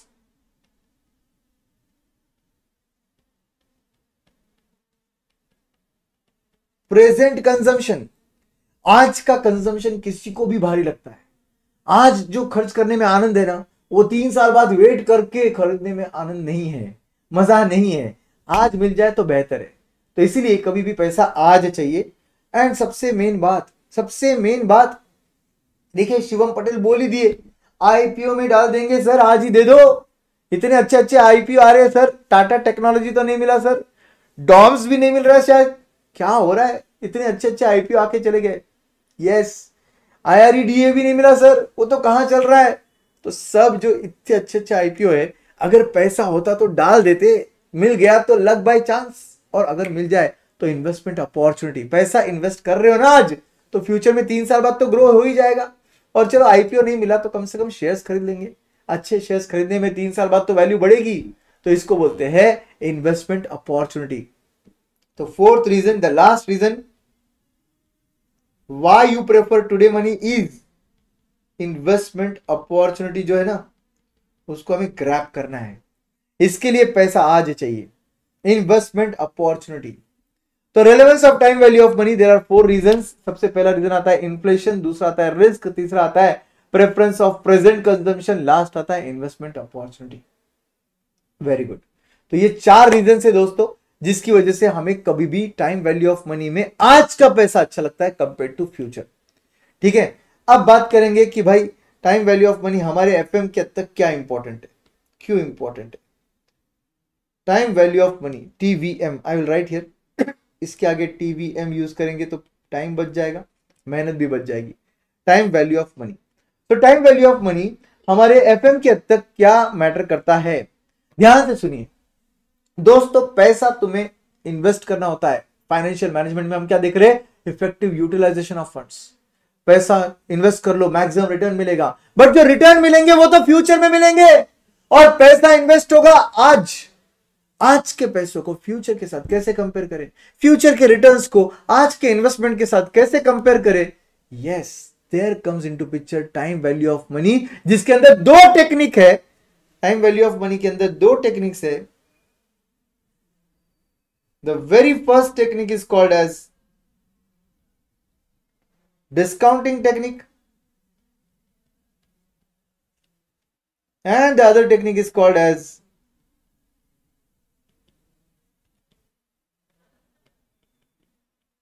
compounding technique। तो पहली टेक्निक का नाम है डिस्काउंटिंग और दूसरी टेक्निक का नाम है कंपाउंडिंग। तो 2 टेक्निक्स है जो इस चैप्टर में हम लोग पढ़ने वाले हैं। Main focus will be on discounting, compounding तो खैर बाद में सिलेबस में आ जाएगा तब पढ़ लेंगे, बट अभी के लिए तो डिस्काउंटिंग बहुत मैटर करता है। ठीक है, कंपाउंडिंग भी झलक देख लेंगे, बट डिस्काउंटिंग को ज्यादा यूज होगा। डिस्काउंटिंग मतलब क्या सर? डिस्काउंटिंग मतलब you are finding present value of future money, future के रिटर्न्स का आज का वैल्यू निकालना, is called as discounting. Suppose आप मेरे पास आए, बोले सर इन्वेस्ट करोगे सर, ये इन्वेस्टमेंट अपॉर्चुनिटी है, ये रिटर्न्स मिलेंगे सर, फर्स्ट ईयर में इतना, सेकंड ईयर में इतना, थर्ड ईयर में इतना, फोर्थ ईयर में इतना। तो मैं बोलूंगा रुक भाई, पहले ये सब 4 ईयर के रिटर्न्स को मुझे आज के वैल्यू पर लाने दे और तेरे इन्वेस्टमेंट के साथ कंपेयर करने दे। वो जो फ्यूचर में मिल रहा है उसको आज के वैल्यू पर लाने के लिए I will use this technique which is called as discounting technique. तो finding present value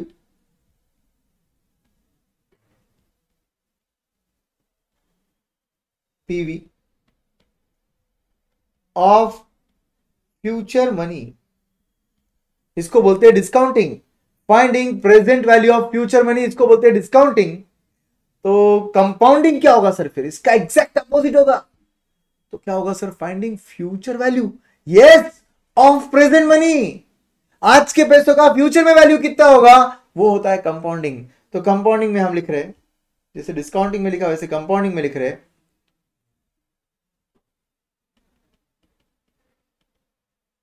finding future value FV of present money।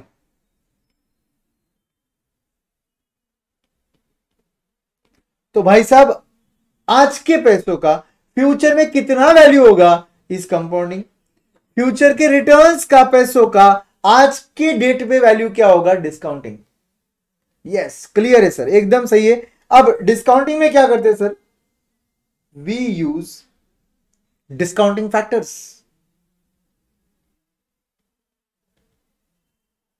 discounting factors, that is PVFR, N present value factor, R is rate of interest, N is number of years। we use PVFR, N and PVAF R, N, इन दोनों को discounting factor बुलाते हैं। Discounting factor बुलाते हैं इन दोनों को, yes. और ये होते हैं हमारे discounting factor, present value factor, present value annuity factor. तो सर जैसे इधर फैक्टर होते हैं उधर भी होते हैं क्या सर कंपाउंडिंग में? यस, कंपाउंडिंग में भी फैक्टर्स होते हैं। तो यहां का फैक्टर्स जो है we use compounding factors, that is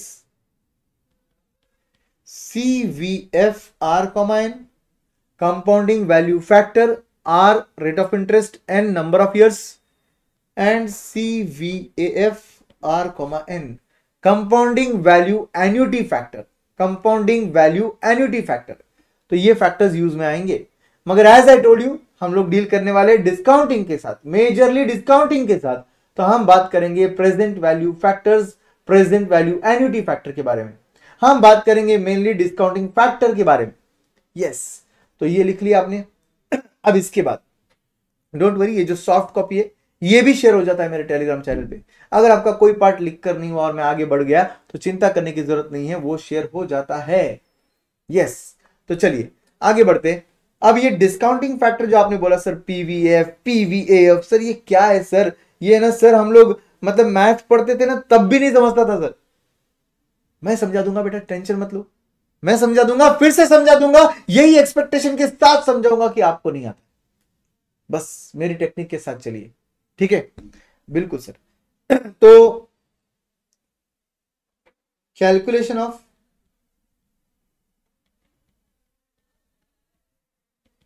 discounting factors,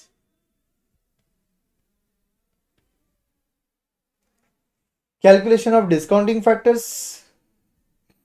sir annuity factors मतलब Mrinal don't worry, I will explain everything, I will explain everything, ठीक है? तो calculation of discounting factors,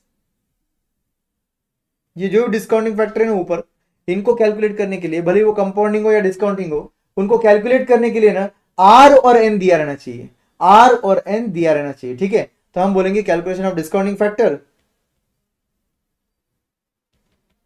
assuming R is equal to 12%, N is equal to 4 years। 2 minute के लिए लेते, R is equal to 12%, N is equal to 4 years। चलो सही है, discounting factor सीख रहे हैं हम, और अज्यूम कर लिया हमने R जो है वो 12% रहेगा और N जो है वो 4 years रहेगा। चलो बढ़िया है। अब हम बात करते हैं सबसे पहला factor, present value factor, PVF, R comma N, इसको बुलाते हैं present value factor, PVF, R comma N. ठीक है, अब ये कैसे निकलता है फैक्टर? सब लोग कैलकुलेटर्स निकालेंगे। प्रैक्टिकल सब्जेक्ट करने बैठे हो, कैलकुलेटर तो होना चाहिए। कैलकुलेटर निकालो, कैलकुलेटर निकालो सब लोग जल्दी जल्दी फटाफट, और कैलसी पे मेरे साथ कैलकुलेशंस करेंगे। चलिए, तो यहां पर हम बोलेंगे 1 divided by 1.12 is equal to, मैं आपके साथ कर रहा हूं, ये आ गया आपका फर्स्ट ईयर फैक्टर, लिखने की जरूरत नहीं है। इज इक्वल टू प्रेस कीजिए, सेकेंड ईयर फैक्टर आ गया, लिखने की जरूरत नहीं है। इज इक्वल टू प्रेस कीजिए, थर्ड ईयर का फैक्टर आ गया, लिखने की जरूरत नहीं है। इज इक्वल टू प्रेस कीजिएगा, फोर्थ ईयर का फैक्टर आ गया, और ये लिखना पड़ेगा क्योंकि ऊपर है n 4 years, तो 4 years अगर है तो यहां पर आ जाएगा 0.6355, 0.6355, ये फैक्टर आ गया मेरा। I just check again, 1 divide by 1.12, 1 2 3 4, yes 0.6355। क्या आपका आंसर आ गया है? 0.6355 आपका आंसर आ गया है क्या? यस, बिल्कुल सही है। कैलसी पे कर रहे होगे तो आंसर तो पक्का आया रहेगा आपका। और अगर ये आपका आंसर आ गया है तो इसका मतलब आपका प्रेजेंट वैल्यू फैक्टर आ चुका है। क्या आ चुका है सर? प्रेजेंट वैल्यू फैक्टर है बेटा ये। यस, इसका मीनिंग क्या होता है सर? 0.6355 निकालने तो हमको भी आ गया सर, बट ये मीनिंग क्या होता है इसका? मीनिंग ये होता है बेटा कि 4 साल बाद अगर 1 रुपया है तो उसका आज का वैल्यू ये है। 4 years आफ्टर दिस टाइम, अगर फोर्थ ईयर के एंड में 1 रुपी चाहिए तो आज के डेट में आपको इन्वेस्ट करना पड़ेगा 0.6355। तो हम बोलेंगे, हम डिस्काउंटिंग में वैसे भी फ्यूचर वैल्यू से प्रेजेंट वैल्यू पे आते हैं, finding present value of future money बोल रहे हैं अपन, तो फ्यूचर मनी से हम प्रेजेंट मनी पर आ रहे हैं। तो फ्यूचर का ₹1 फोर्थ ईयर में ऑफकोर्स, उसकी आज की वैल्यू 0.6355 है।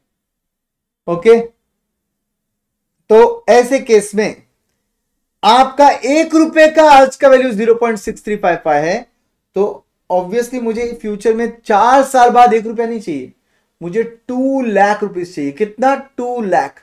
तो मैं बोलूंगा 2 लाख के लिए कितना?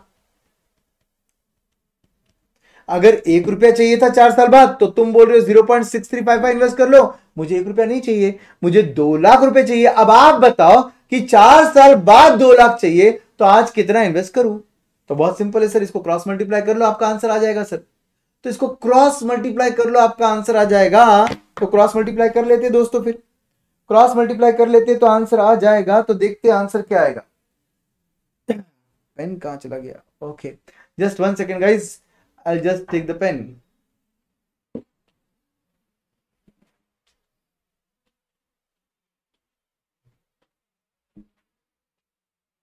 तो जोश जोश में पेन ही खो गया था।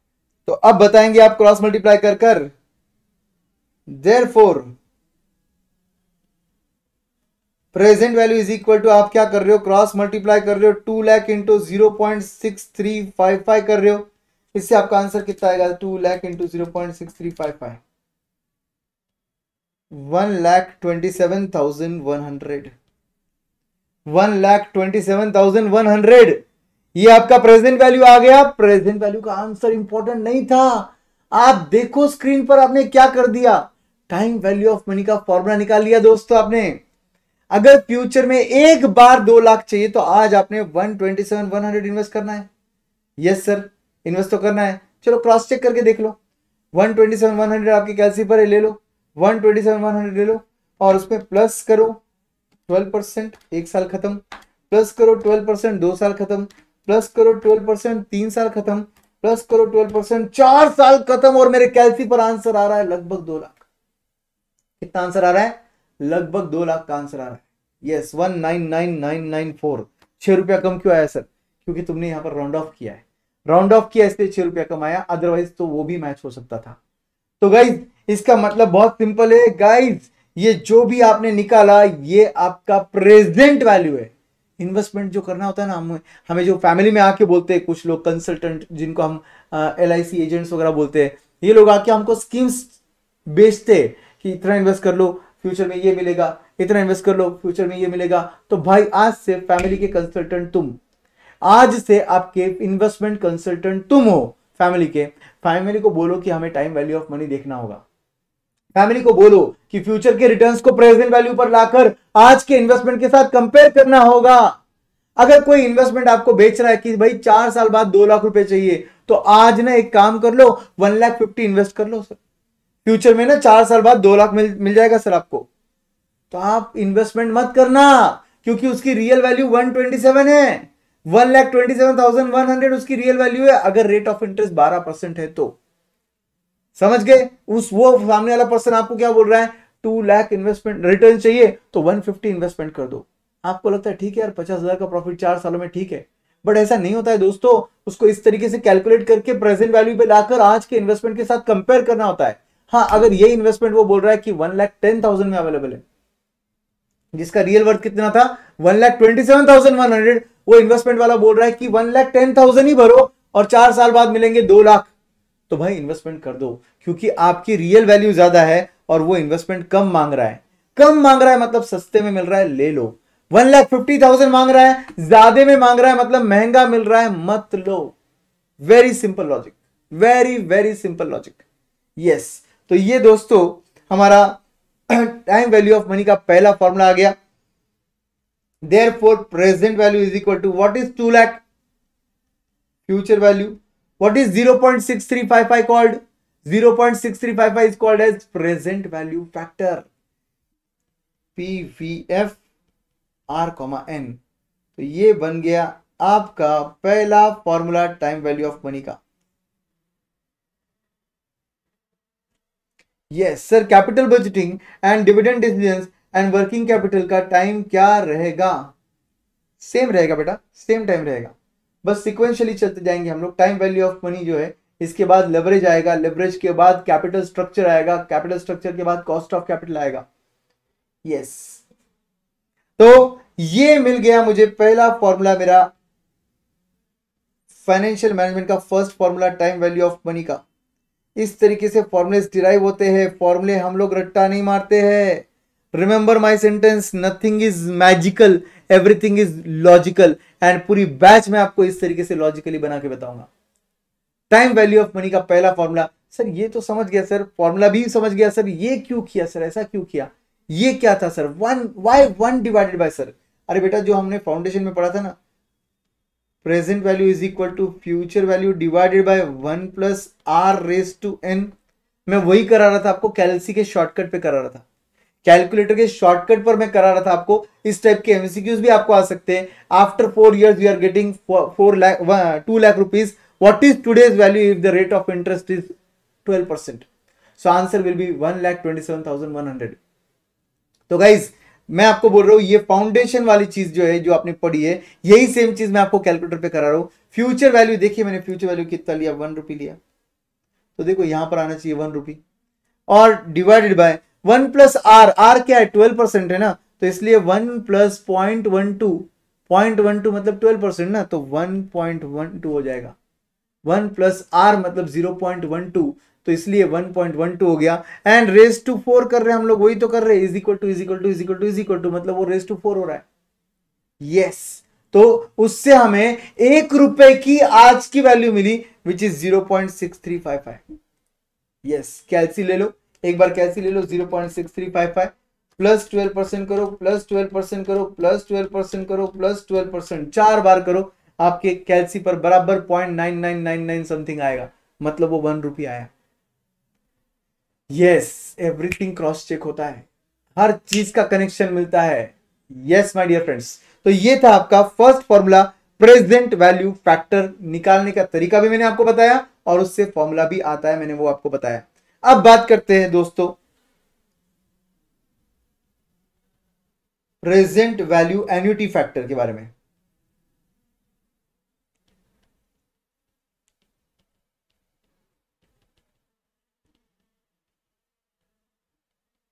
PVAF के बारे में, R, PVAF present value annuity factor. But ये फैक्टर पर जाने के पहले आपको वर्ड पता होना चाहिए एन्युटी का मीनिंग क्या होता है। एन्युटी का मीनिंग होता है दोस्तों, एन्युटी का मीनिंग क्या होता है, एन्युटी का मीनिंग क्या होता है दोस्तों, अगर आपको सीरीज ऑफ कैश फ्लो मिल रहे, definite sum of money after definite interval of time, उसको बोलते हैं annuity. For example first year में 1 लाख, सेकंड ईयर में 1 लाख, थर्ड ईयर में 1 lakh. Yes, this is an example of annuity. Same amount same period of time के बाद अगर मिल रहा है तो उसे बोलते हैं annuity. Yes, Yash Shrivas sir took your exam oriented batch for November 23. It was really helpful and could score exemption. Wow, Yash, so proud of you, so proud of you। तो हम लोग एग्जाम ओरिएंटेड बैच पढ़ रहे हैं यहाँ पर, और यहाँ पर हमारे एग्जाम ओरिएंटेड के स्टूडेंट्स आके बोल रहे हैं कि उनका एक्सपीरियंस पिछले एग्जाम ओरिएंटेड के साथ कैसा था। Super Yash, good to hear that compliment, thank you for motivating. And इस बैच को भी हम ऐसे ही पढ़ाएंगे, बहुत अच्छी तरीके से पढ़ाएंगे।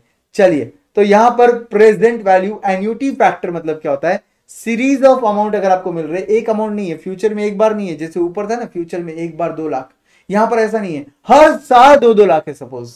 तो इस केस में हम यूज करते हैं प्रेजेंट वैल्यू एन्युटी फैक्टर को। कैसे निकाला जाएगा, सेम आर और एन रखेंगे और सॉल्व करेंगे। 1 डिवाइडेड बाय 1.12, ओके,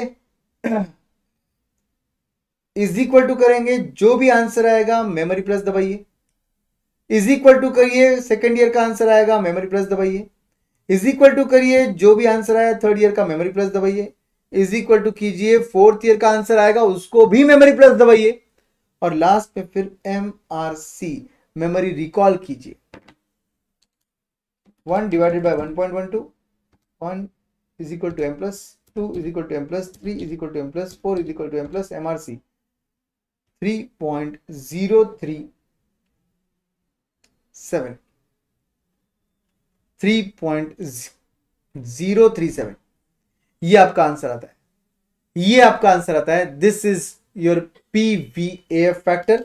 और इसको दूसरा तरीके से भी निकाल सकते हैं आप, अगर आपके कैलकुलेटर पर GT ये बटन है तो आप एक शॉर्टकट भी यूज कर सकते हो, ग्रैंड टोटल वाला बटन होना चाहिए, उस वक्त आप यूज करोगे 1 divided by 1.12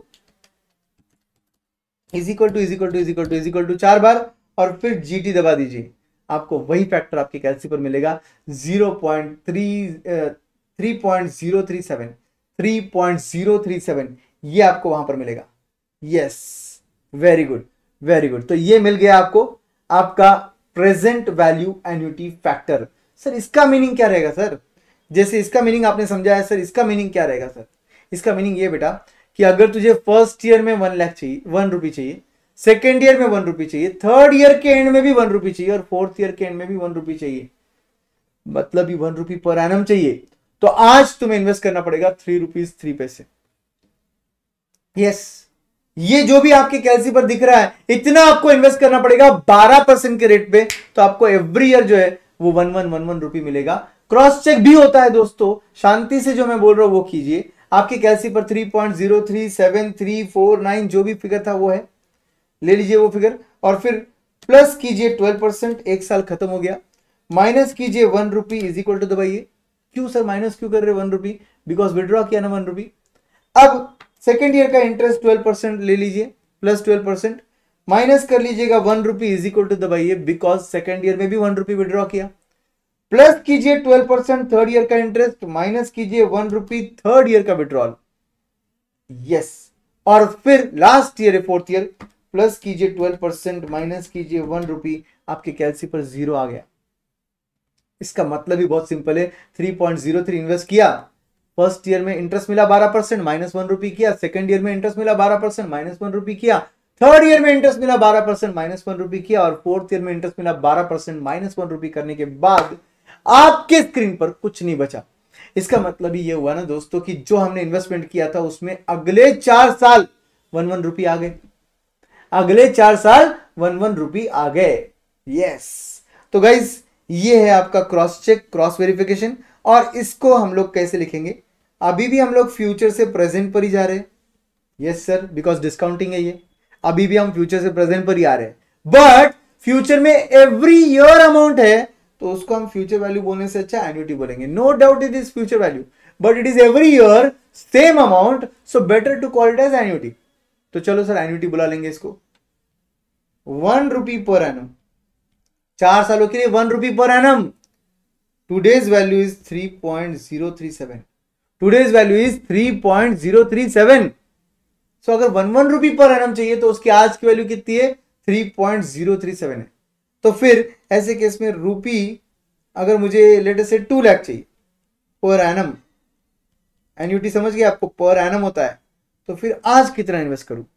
2 lakh per annum चाहिए सर. पर एनम मतलब क्या चाहिए सर? फर्स्ट ईयर के एंड में भी चाहिए, सेकंड ईयर के एंड में भी चाहिए, थर्ड के भी चाहिए और फोर्थ के भी चाहिए. So in that case how much I should invest today? तो सर ये भी तो सिंपल क्रॉस मल्टीप्लिकेशन ही होगा सर. यस, इसको भी क्रॉस मल्टीप्लाई कर लेंगे. Therefore present value is equal to 2 lakhs into 3.037. तो कीजिए जरा कैलसी पर. 3.037 इंटू 2 लाख, आपका आंसर आता है 6,07,400. आपका आंसर आता है 6,07,400 my dear friends. Yes sir, 6,07,400 आ गया सर. इसका मतलब क्या हुआ सर? आज इतना इन्वेस्ट कर, तुझे एवरी ईयर 2 लाख रुपीस मिलेगा. कितना? 2 लाख. कितने सालों तक सर? 4 सालों तक. सर वो तो 8 लाख होता है. यस, तुमने तो इन्वेस्टमेंट 6,07,000 किया है. इन्वेस्टमेंट तो इतना ही कर रहे हो, रिटर्न्स तो आपको 8 लाख मिल रहे हैं. यस, ऊपर का जो है वो इंटरेस्ट है. ऊपर का जो है वो इंटरेस्ट है. सर इसको भी क्रॉस वेरीफाई कराना सर. सच में मिलता है कि सर यकीन नहीं हो रहा है सर? हो जाएगा. कैलसी ले लीजिए, कैलसी ले लीजिए और टाइप कीजिए 6,07,400 प्लस कीजिए 12% माइनस कीजिए 2 लाख,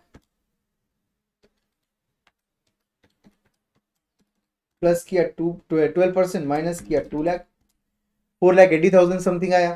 प्लस करो 12%, फर्स्ट ईयर खत्म हो गया था, सेकंड ईयर का इंटरेस्ट लिया, माइनस करो 2 लाख, सेकंड ईयर खत्म हुआ, 3,37,000 समथिंग बैलेंस आया. प्लस 12% कीजिए थर्ड ईयर का इंटरेस्ट, माइनस कीजिए थर्ड ईयर का विड्रॉल 2 लाख. अब आया 1,78,000 समथिंग, ये थर्ड ईयर एंड हो चुका है. फोर्थ ईयर में प्लस 12% कीजिए, माइनस 2 लाख कीजिए. आपकी कैलसी पे 109 आ रहा है समथिंग, और वो 109 का जो डिफरेंस है वो राउंड ऑफ की वजह से, वो राउंड ऑफ की वजह से my dear friends. Yes yes sir, understanding everything sir, बिल्कुल सही है. तो ऐसे केस में दोस्तों आपका फॉर्मूला बन जाएगा present value is equal to 2 lakh. क्या था? Future value. Sir future value नहीं बोलते, उसको क्या बोलते हैं? Annuity. Every year same amount है, उसको बुलाते हैं annuity.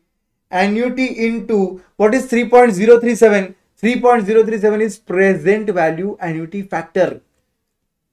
Present value annuity factor R comma N. Yes. So this is your logic. This is your logic my dear friends. Yes. जबरदस्त सर, जबरदस्त. ये भी फॉर्मूला आ गया sir time value of money का. सर ये फॉर्मूले ना सर पहले मैजिकल लगते थे सर, अब भी तो लॉजिकल लग रहे हैं. सब समझ रहा है सर. ये एक्सपेक्टेशंस के साथ में इतना डिटेल में समझा रहा हूं दोस्तों, ताकि घर जाकर आप ये चीज फॉर्मूला बुक में अपडेट करोगे. सर फॉर्मूला बुक क्या होता है सर? ये बैच का आपको एक टेक्निक यूज करना है. एवरी डे इस बैच में जितने भी फॉर्मूलेज हमने डिराइव किए हैं, डिस्कस किए हैं, इंटरप्रेट किए हैं, वो सभी को आप घर जाओगे और विदाउट देखे फॉर्मूला बुक में अपडेट करोगे. घर पर आप सोने से पहले वो भी. सर तो फिर एक बार रिवाइज करके लिखे क्या सर? क्लास के बाद रिवाइज करना है कर लो, जस्ट लिखने के पहले रिवाइज नहीं करना है और विदाउट देखे लिखना है. सर फिर तो गलत भी आ सकता है सर. बिल्कुल सही है. एट द एंड फिर चेक करेंगे ना, बुक सामने रखेंगे, मेन बुक ओपन करेंगे और चेक करेंगे बराबर लिखा है क्या. जो फॉर्मूला तुमने गलत लिखा उसको स्टार मार्क करना है, और स्टार मार्क किए हुए फॉर्मूलेज आपके वीकनेस है, आपको पक्का करना है, रिविजन बार बार करना है. फॉर्मूला बुक एक छोटी सी बुक होनी चाहिए, डायरी साइज की, और उसमें फॉर्मूलेज लिखने चाहिए. एग्जाम में नहीं ले जाना है आपको. एग्जाम में ले जाने के लिए छोटी बुक नहीं बोल रहा हूं. बुक में बुक अगर छोटी रहेगी, पतली रहेगी, तो आप उसे कहीं पर भी कैरी कर सकते हो, और किसी के लिए भी वेट कर रहे हो, अगर आप कोई टाइम वेस्ट हो रहा है आपका, तो आप बस वो फॉर्मूला बुक ओपन कीजिए और फॉर्मूला रिवाइज कीजिए. यस, इस तरीके से आपके एफएम के फॉर्मूले सब एक जगह आ जाएंगे, और इसका बेनिफिट आपको एग्जाम के एक दिन पहले भी होगा, एग्जाम के एक दिन पहले आपके पास सभी फॉर्मूलेज हैंडी रहेंगे और वो भी हैंड रिटर्न रहेंगे। तो हैंड रिटर्न चीजें पढ़ने में और रिवाइज करने में और मजा आता है, जल्दी रिवाइज हो जाता है। तो guys update your formula book. You have to formulas अभी तक के, एक था present value is equal to future value into PVF, ये वाला फ्यूचर वैल्यू इनटू पीवीएफ, और दूसरा था एन्युटी वाला जिसका फॉर्मूला है present value is equal to annuity into PVF R comma N. तो ये दो फॉर्मुलेज हमने डिराइव किए अच्छे से, एकदम अच्छे से लिखे। Yes sir. अब हम आगे बढ़ते हैं। तो अब ये दो फॉर्मुलेज के बेसिस पर मैं आपको बता देता हूं डिस्काउंटिंग में क्या क्या होने वाला है। आपके नोट्स है यहां पर, आपके नोट्स में टाइम वैल्यू ऑफ मनी आपको सबसे लास्ट में दिखेगा। आपके नोट्स में टाइम वैल्यू ऑफ मनी जो है वो आपको चैप्टर के लास्ट में दिखेगा। यस, यहां पर आपको डिस्काउंटिंग का एक टेबल दिखेगा और उस टेबल के नीचे पूरी जगह छोड़िए। तो आपको ये टेबल के नीचे क्या करना होगा, ये जो भी हम डिस्कस कर रहे हैं वो अच्छे से फॉर्मूले यहां पर लिखने हैं। ओके, तो चलिए लिखते हैं ये फॉर्मूले यहां पर।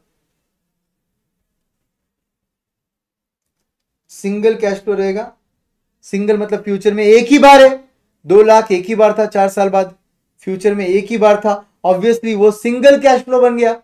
तो फिर उसका प्रेजेंट वैल्यू निकालने के लिए future value into PVF R comma N किया, तो ये फॉर्मूला बन जाता है आपका सिंगल कैश फ्लो के लिए। डिस्काउंटिंग में सिंगल कैश फ्लो अगर रहेगा मतलब फ्यूचर में एक बार कैश फ्लो है और तुम उसकी आज की वैल्यू निकाल रहे हो, तो फिर ये फॉर्मूला यूज कर निकालोगे future value into PVF R comma N. Now friends, इसके बाद अगर मल्टीपल कैश फ्लो रहेगा तो क्या होगा? What is multiple cash flow? Sir multiple cash flow meaning what? Multiple cash flow का मीनिंग बहुत सिंपल है दोस्तों। First year 1 lakh, second year 2 lakh, third year 2 lakh 50, fourth year 4 lakh, मतलब एवरी ईयर मिल रहा है बट अमाउंट सेम नहीं है। तो अब क्या करें? तो अब हम उसे बोलते हैं मल्टीपल कैश फ्लो, बिकॉज वो सिंगल अमाउंट नहीं है तो उसे सिंगल कैश फ्लो नहीं बोल सकते, एवरी ईयर सेम नहीं है तो उसे एन्युटी नहीं बोल सकते। तो बोले तो क्या? यस, तो उसे बोलना चाहिए मल्टीपल कैश फ्लो। और अगर मल्टीपल कैश फ्लो है तो हम लोग एक सिस्टमैटिक टेबुलर फॉर्मेट में उसको सॉल्व करना चाहिए, टेबुलर फॉर्मेट में उसको सॉल्व करना चाहिए। वो फॉर्मेट क्या देख लो, आपके मल्टीपल कैश फ्लो के लिए मैं यहां पर लिखा के दूंगा, मल्टीपल कैश फ्लो के लिए ईयर कैश फ्लो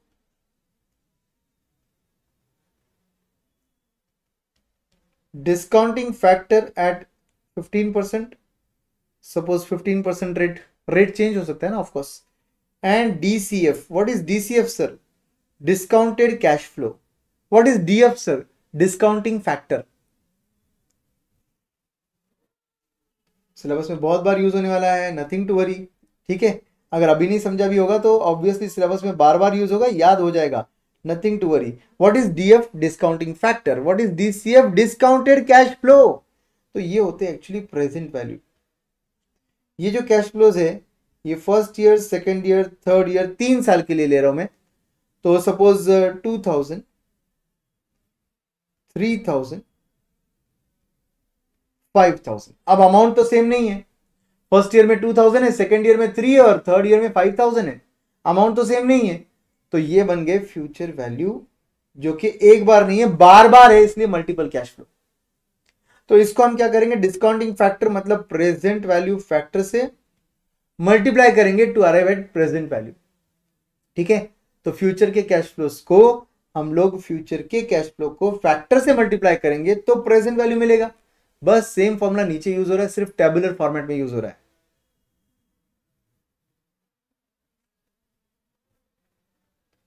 चलिए कैलकुलेट करते देखते। 1 डिवाइडेड बाय 1.15 लेना पड़ेगा 15% इसलिए।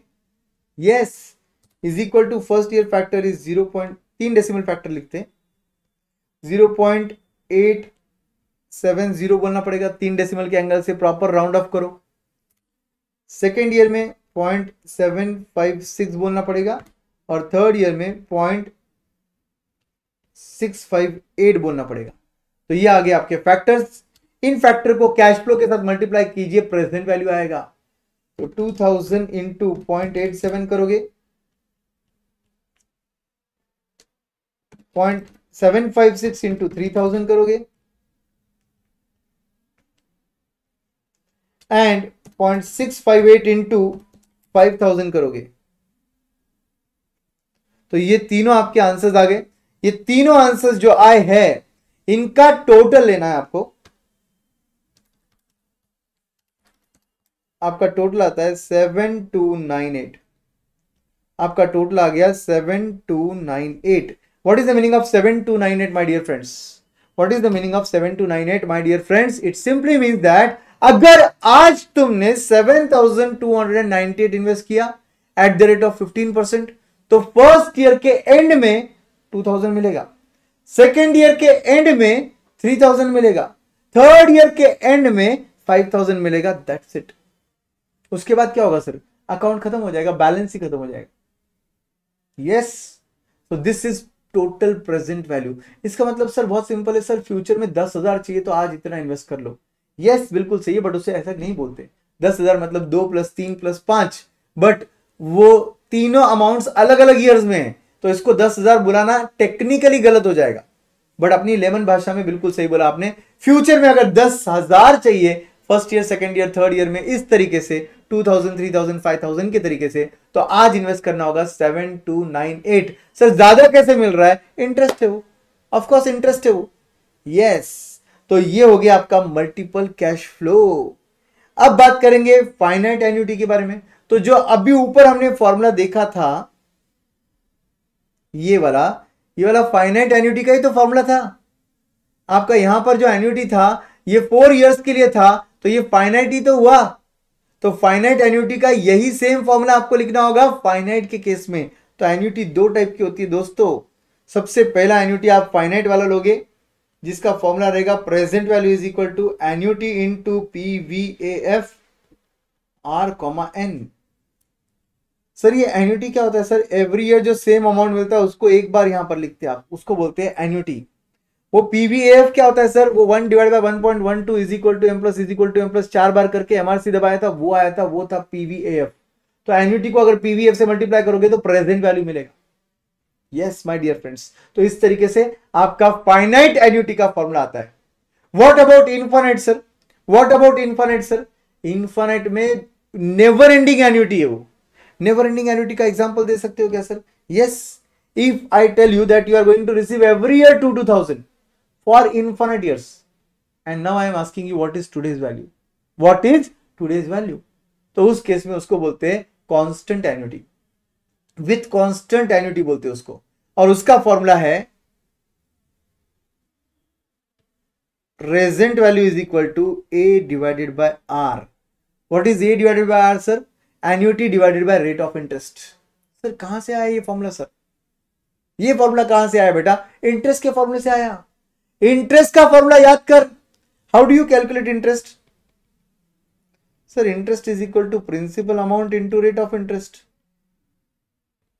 Interest is equal to principal amount into rate of interest. Yes, तो every year interest is same. Suppose 2 minute के लिए सोचते 10,000 का प्रिंसिपल है, 10% का रेट है, तो एवरी ईयर का इंटरेस्ट कितना आएगा? 1000 आएगा सर। यस, एवरी ईयर का अमाउंट सेम आएगा क्या? यस सर, एवरी ईयर का अमाउंट इंटरेस्ट का जो है वो 1,000 सेम ही तो आएगा सर। तो अगर वो 1,000 एवरी ईयर सेम आने वाला है, एवरी ईयर सेम आने वाला है, तो उसे एन्युटी बुला रहा हूं मैं। इस 1,000 को बुला रहा हूं एन्युटी। और जो तुम 10,000 इन्वेस्ट कर रहे थे, प्रिंसिपल अमाउंट जिसको तुम बुला रहे थे, वो तुम कब इन्वेस्टमेंट करोगे? आज करोगे। तो अगर वो तुम आज करोगे तो वो प्रेजेंट वैल्यू हो गया। यस सर, ये तो प्रेजेंट वैल्यू है। और into R rate of interest. Yes sir, ये भी सही है। एन्युटी इज इक्वल टू मतलब every year same amount interest is equal to present value मतलब principal amount of today into rate of interest. Yes, तो इसी को मॉडिफाई करके present value is equal to बना सकते हैं ना। तो ये इनटू आर उधर जाके डिवाइडेड बाय हो जाएगा और आपका फॉर्मूला बन जाएगा जैसे यहां पर स्क्रीन पर दिख रहा है, present value is equal to A/R। Infinite annuity का आज का फॉर्मूला है दोस्तों, PV is equal to A/R। Very good sir, brilliant sir, एक नंबर समझ रहा है sir. Great great great, amazing. ऐसे ही समझना चाहिए आपको भी। और इसके आगे अब विद ग्रोथ के अंदर क्या होता है, विद ग्रोथ के अंदर दोस्तों आपका जो एन्युटी है वो कांस्टेंट रेट से ग्रो होता है। क्या होता है, कांस्टेंट रेट से वो ग्रो होता है। अगर वो कांस्टेंट रेट से ग्रो हो रहा है ना दोस्तों, तो फिर ऐसे केस में आप सोच रहे होंगे ग्रोथ कहीं तो ऐड करना है। ग्रोथ ऐड नहीं करना है, डिडक्ट करना है। कैसे डिडक्ट करेंगे सर, किस पे से डिडक्ट करेंगे, देख लीजिए फॉर्मूला। आपका फॉर्मूला है यहां पर कांस्टेंट विद ग्रोथ क्या होता है सर, वो एक बार फिर से बताइए। विद ग्रोथ का मतलब है अगर suppose for example every year 1,000 की जगह अपन ने बोला लेट अस से 1,000 विद 3% ग्रोथ, तो obviously next year will be 1,000 plus 3%, 1030। Next year उसके प्लस 3%, 1061 प्लस 3%, उसके अगले साल 1093 प्लस 3%, उसके अगले साल 1125। इस तरीके से आपका एवरी ईयर का जो अमाउंट है वो कांस्टेंट रेट से ग्रो होता है, उसको बोलते हैं with growth rate. Sir rate of growth change हो सकता है क्या, नहीं, इधर रेट ऑफ ग्रोथ जो है वो हम कांस्टेंट अज्यूम कर रहे हैं। इधर जो रेट ऑफ ग्रोथ अज्यूम कर रहे हैं वो कांस्टेंट अज्यूम कर रहे हैं हम लोग। ठीक है सर, डन।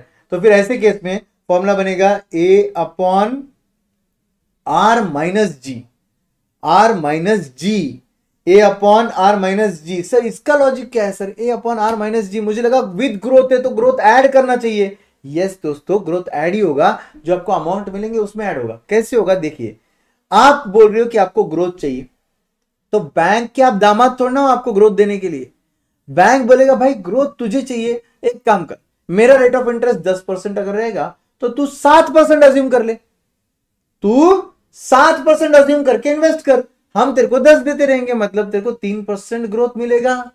अपन बोलेंगे यस ये तो सही है यार, तुम 10 दे रहे हो, मैं सोच रहा हूं 7 ही दे रहे हैं, तो फिर मैं ये सोचकर इन्वेस्ट कर दूं उतना अमाउंट, तो हर साल मुझे 3% एक्स्ट्रा मिलेगा, मेरे कैलकुलेशन के हिसाब से एक्स्ट्रा मिलेगा, उसको बोल रहा हूं मैं ग्रोथ।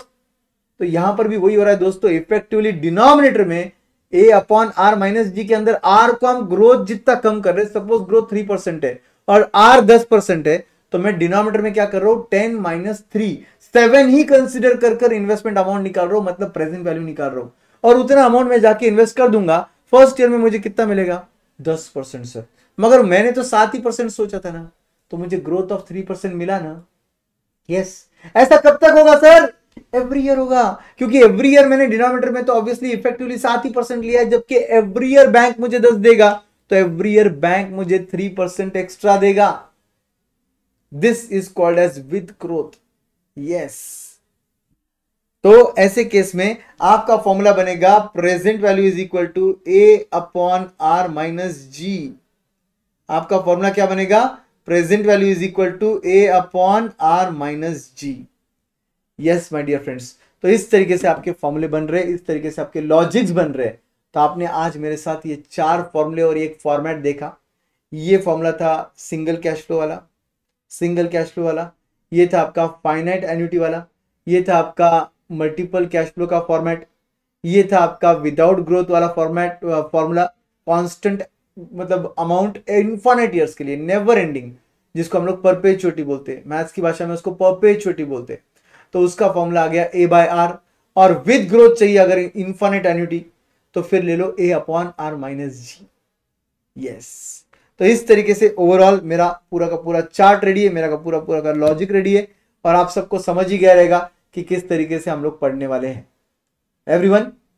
तो आज के लिए हम लोग कुछ क्वेश्चन भी सॉल्व करने वाले हैं आपके इस फॉर्मूले के एप्लीकेशन समझने के लिए। आपके इस फॉर्मूले के एप्लीकेशन समझने के लिए अपन कुछ क्वेश्चन भी सॉल्व करेंगे, और उसके बाद अपन लोग रैप अप करने वाले। ठीक है, तो सब लोग क्वेश्चन आंसर की तरफ आ जाइए मेरे साथ साथ, रुकिएगा मत, बस अब इसके आगे बस बढ़ना है, इसके आगे रुकना नहीं है, इसके आगे सिर्फ बढ़ते रहना है। ठीक है, तो सब लोग मेरे साथ जुड़ जाइए, रुकना मना है। ठीक है, तो चलिए आपके प्रॉब्लम्स हम लोग डील करने वाले हैं, आपके लाइफ के प्रॉब्लम भी हम लोग डील करने वाले हैं। तो बढ़े मेरे साथ आगे। क्वेश्चन नंबर 2 आपके स्क्रीन पर ये रहा, और आई एम श्योर कि आपको रीडेबल है क्वेश्चन नंबर 2। ठीक है, आपको रीडेबल है क्वेश्चन नंबर 2, ये देखिए आपका स्क्रीन पर question number 2। Find out the present value of a 4-year annuity of ₹20,000 discounted eight 10%। Find out the present value of a 4-year annuity of ₹20,000 discounted eight 10%। अब इस क्वेश्चन में number of years 4 है, yes sir. Rate of interest 10% है, yes sir.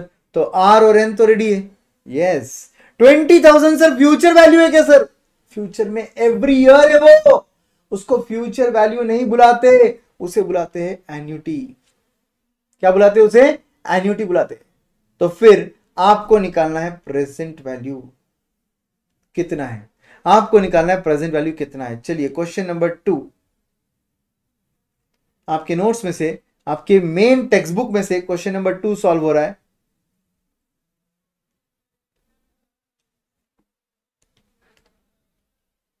Question number 2 page number, अब ये सभी questions एक ही page पर दिए हैं, कौन से पेज नंबर पर दिए वो देख लेना और वो ही पेज नंबर का रेफरेंस देना है ताकि आपका नोटबुक और आपका मेन टेक्स्ट बुक कनेक्टेड रहेगा। ये है 12th नंबर का क्वेश्चन, पेज नंबर 12, ठीक है। तो यहां पर मैं लिख रहा हूं पेज नंबर 12, ठीक है। पेज नंबर 12 लिख दिया, क्वेश्चन नंबर 2। तो इसके लिए हम कौन सा फॉर्मूला यूज करेंगे? यस, बोलिए जल्दी जल्दी कमेंट सेक्शन में। विस्था रुपेंद्र प्रसाद is asking, will it be applicable for new syllabus? Sir, it is definitely for new syllabus. I am teaching right now live from Pune. This is new syllabus batch which is applicable very well for November and May 24. May and November 24. This batch is applicable. Okay, so don't worry at all. Yes, PVAF formula. So formula will be present value is equal to A into PVAF R comma N. Yes, ये वाला formula use करना है। यहां पर हम लिखेंगे where A is equal to annuity मतलब 20,000 per annum, R is equal to 10%, N is equal to 4 years। यही बोला है ना, एक बार क्रॉस चेक कर लो।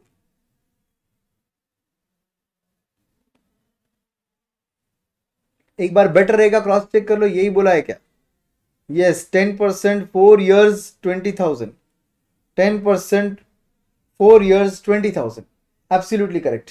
सो लीजिए कैलकुलेटर, 1 डिवाइडेड बाय 1.1, 1.1 क्यों सर? 10% है बेटा इसलिए, इज इक्वल टू 4 बार फिर जीटी, and your answer comes to present value is equal to A is annuity is 20,000 into factor comes to 3.1699, and then if you multiply 3.1699 into 20,000, your answer comes to 63,398. 63,398. Is this correct, my dear friends?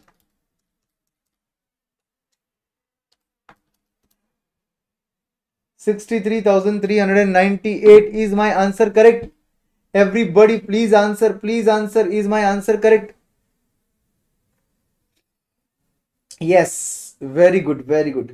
तो फिर आपका जो logic है इसका वो ये है कि if you today invest 63,398, then every year end you will get 20,000 for next 4 years.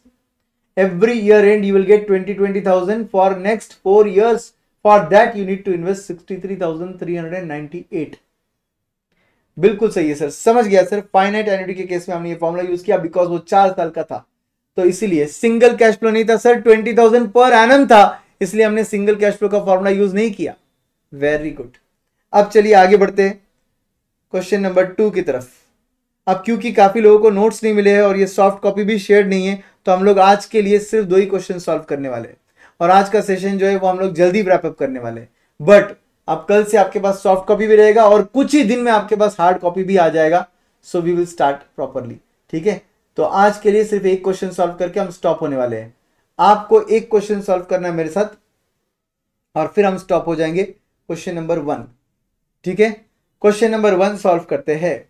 क्या बोलता है क्वेश्चन नंबर 1? बताइए।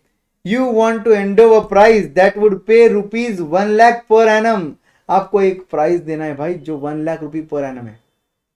ओके, 1 लाख रुपये पर एनम मतलब सर वो एन्युटी बन गया। यस, और कितने साल देना है बोला ही नहीं है, इनफाइनाइट ईयर्स ले लो, इनफाइनाइट ईयर्स ले लो।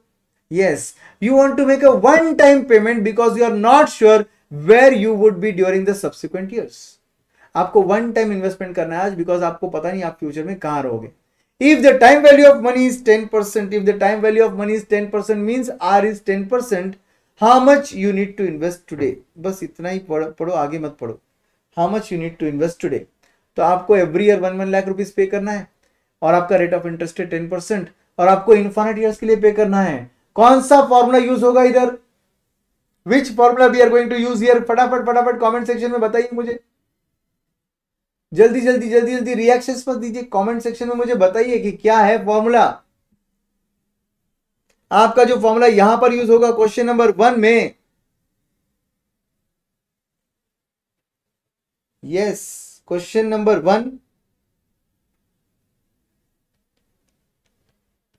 पेज नंबर 12, और यहां पर जो फॉर्मूला यूज होगा फर्स्ट पार्ट के लिए वो रहेगा present value is equal to A divided by R, infinite annuity वाला। यस, क्योंकि 1 लाख पर एनम बोला, कितने साल बोला ही नहीं है, तो हम बोलेंगे ए डिवाइडेड बाय आर। बिल्कुल सही बोल रहे हो आप, कांस्टेंट एन्युटी वाला यूज होगा, where A is equal to rupees 1 lakh per annum, R is equal to 10%. So definitely my answer will be 1 lakh divided by 10%.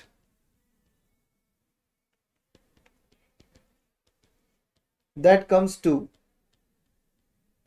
10 lakh rupees. That comes to 10 lakh rupees. Everyone, present value is equal to 1 lakh divided by 10%. That is 10 lakh rupees. This is my answer for first part. For first part. First part का answer आ गया। Finite annuity क्यों नहीं use किया sir? Because number of years नहीं दिए थे।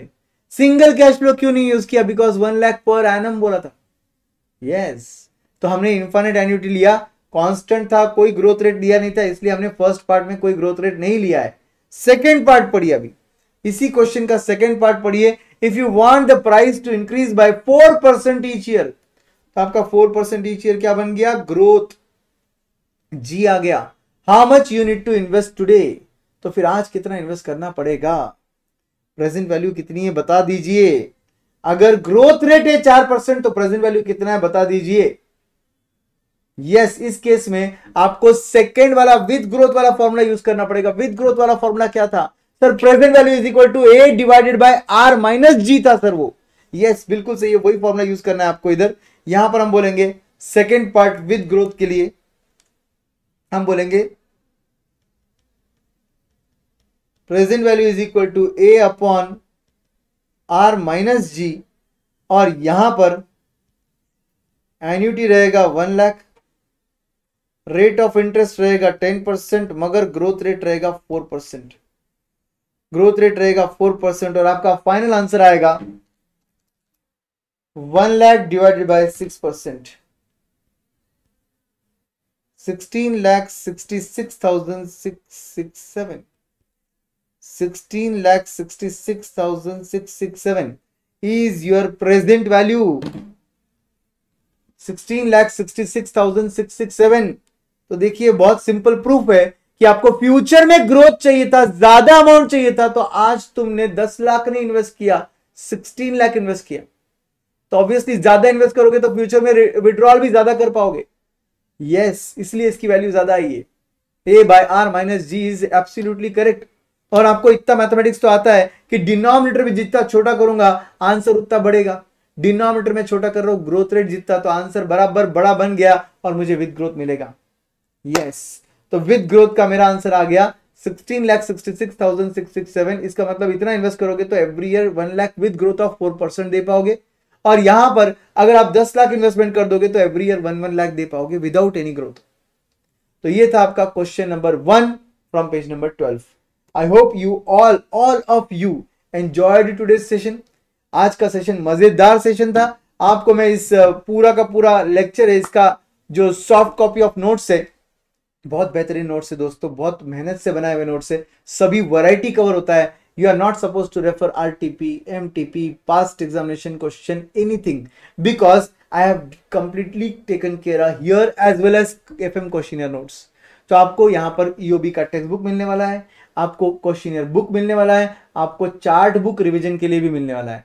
तो हम जो जो पढ़ रहे हैं आप उसको डेली बेसिस पर रिवाइज भी कर सकते हो, और साथ ही साथ आप आपके प्रैक्टिस के लिए क्वेश्चनियर बुक सॉल्व कर सकते हो, जिसके पूरे वीडियोस जो है अपनी बैच जैसे जैसे आगे जाएगी मैं यूट्यूब पर अपलोड करते जाऊंगा, और आप वहां से वेरीफाई करते जाओगे कि आपका बराबर आ रहा है क्या।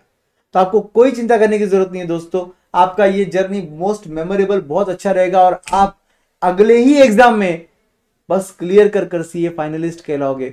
इस एक्सपेक्टेशन के साथ ये बैच लिए, इस एक्सपेक्टेशन के साथ ये बैच हमने जल्दी स्टार्ट किए, हमने रिजल्ट का भी वेट नहीं किया, हम उससे पहले स्टार्ट कर रहे हैं because of the same reason guys, because I want ample of time with you so that you have enough time for your preparation, for your own solutions and everything. आपके questionnaire book, आपका text book will include RTP, MTP, past examination, institute का study mat जिसको हम module बुलाते हैं। आपको और अलग से क्या रेफर करना है, कुछ भी तो बचा नहीं है, आपको रेफर करने की जरूरत ही नहीं है। इधर के क्वेश्चंस जो है वेल नोन क्वेश्चंस, आप यहाँ पे जो जो क्वेश्चंस देख रहे हो ना, ये सब मटेरियल से निकाले हुए क्वेश्चंस है, या तो वेल नोन फाइनेंशियल मैनेजमेंट के कोई टेक्स्ट बुक्स है जिनमें से ये क्वेश्चंस यहाँ पर रखे गए। तो आपको कोई चिंता करने की जरूरत नहीं, बहुत अच्छा प्रिपरेशन होगा, बहुत मजा आएगा, और हम बहुत अमेजिंग तरीके से ये करेंगे। And let me tell you one more thing, we will be having marathon batches, we will be having more revisions also for your extra practice। Sir MCQ भी करवा दोगे कि सर क्लास में? बिल्कुल, YouTube पर FM क्वेश्चनियर डिस्कशन के साथ MCQ के डिस्कशन भी आई विल अपलोड। तो आपको चिंता करने की जरूरत नहीं है, आप बस बैच में कंसेप्चुअली अगर प्रिपेयर हो जाओगे ना, तो आपको फॉर्मूलेस रटने की जरूरत नहीं रहेगी, आपकी क्लैरिटी अनदर लेवल पर जाएगी। This is my promise to you. And ये बैच का जो गूगल ड्राइव बनता है, उस गूगल ड्राइव में एक ट्रैकर नाम की चीज होती है, बैच का ट्रैकर नाम का एक चीज होता है। उस बैच के ट्रैकर में डेली बेसिस पर मैं अपडेट करता हूं कि आज के इस लेक्चर में क्या क्या हुआ। तो अगर आपको कोई भी पार्ट रिवाइज करना होगा तो आप फटाफट ट्रैकर ओपन कीजिए, आपको समझ जाएगा कि वो किस लेक्चर में मैंने कवर किया है, और वहां से आप फटाफट रिवाइज कर सकते हो। Nothing to worry. Thank you very much guys. So see you tomorrow 11:15 approximately. Okay, 11:15 approximately, see you every day 11:15। Thank you very much guys. And कल परसों 2 लेक्चर्स और जो है 2-3 लेक्चर आपके यूट्यूब पे रहेंगे, चिंता करने की जरूरत नहीं है। ठीक है, बाय बाय, टेक केयर।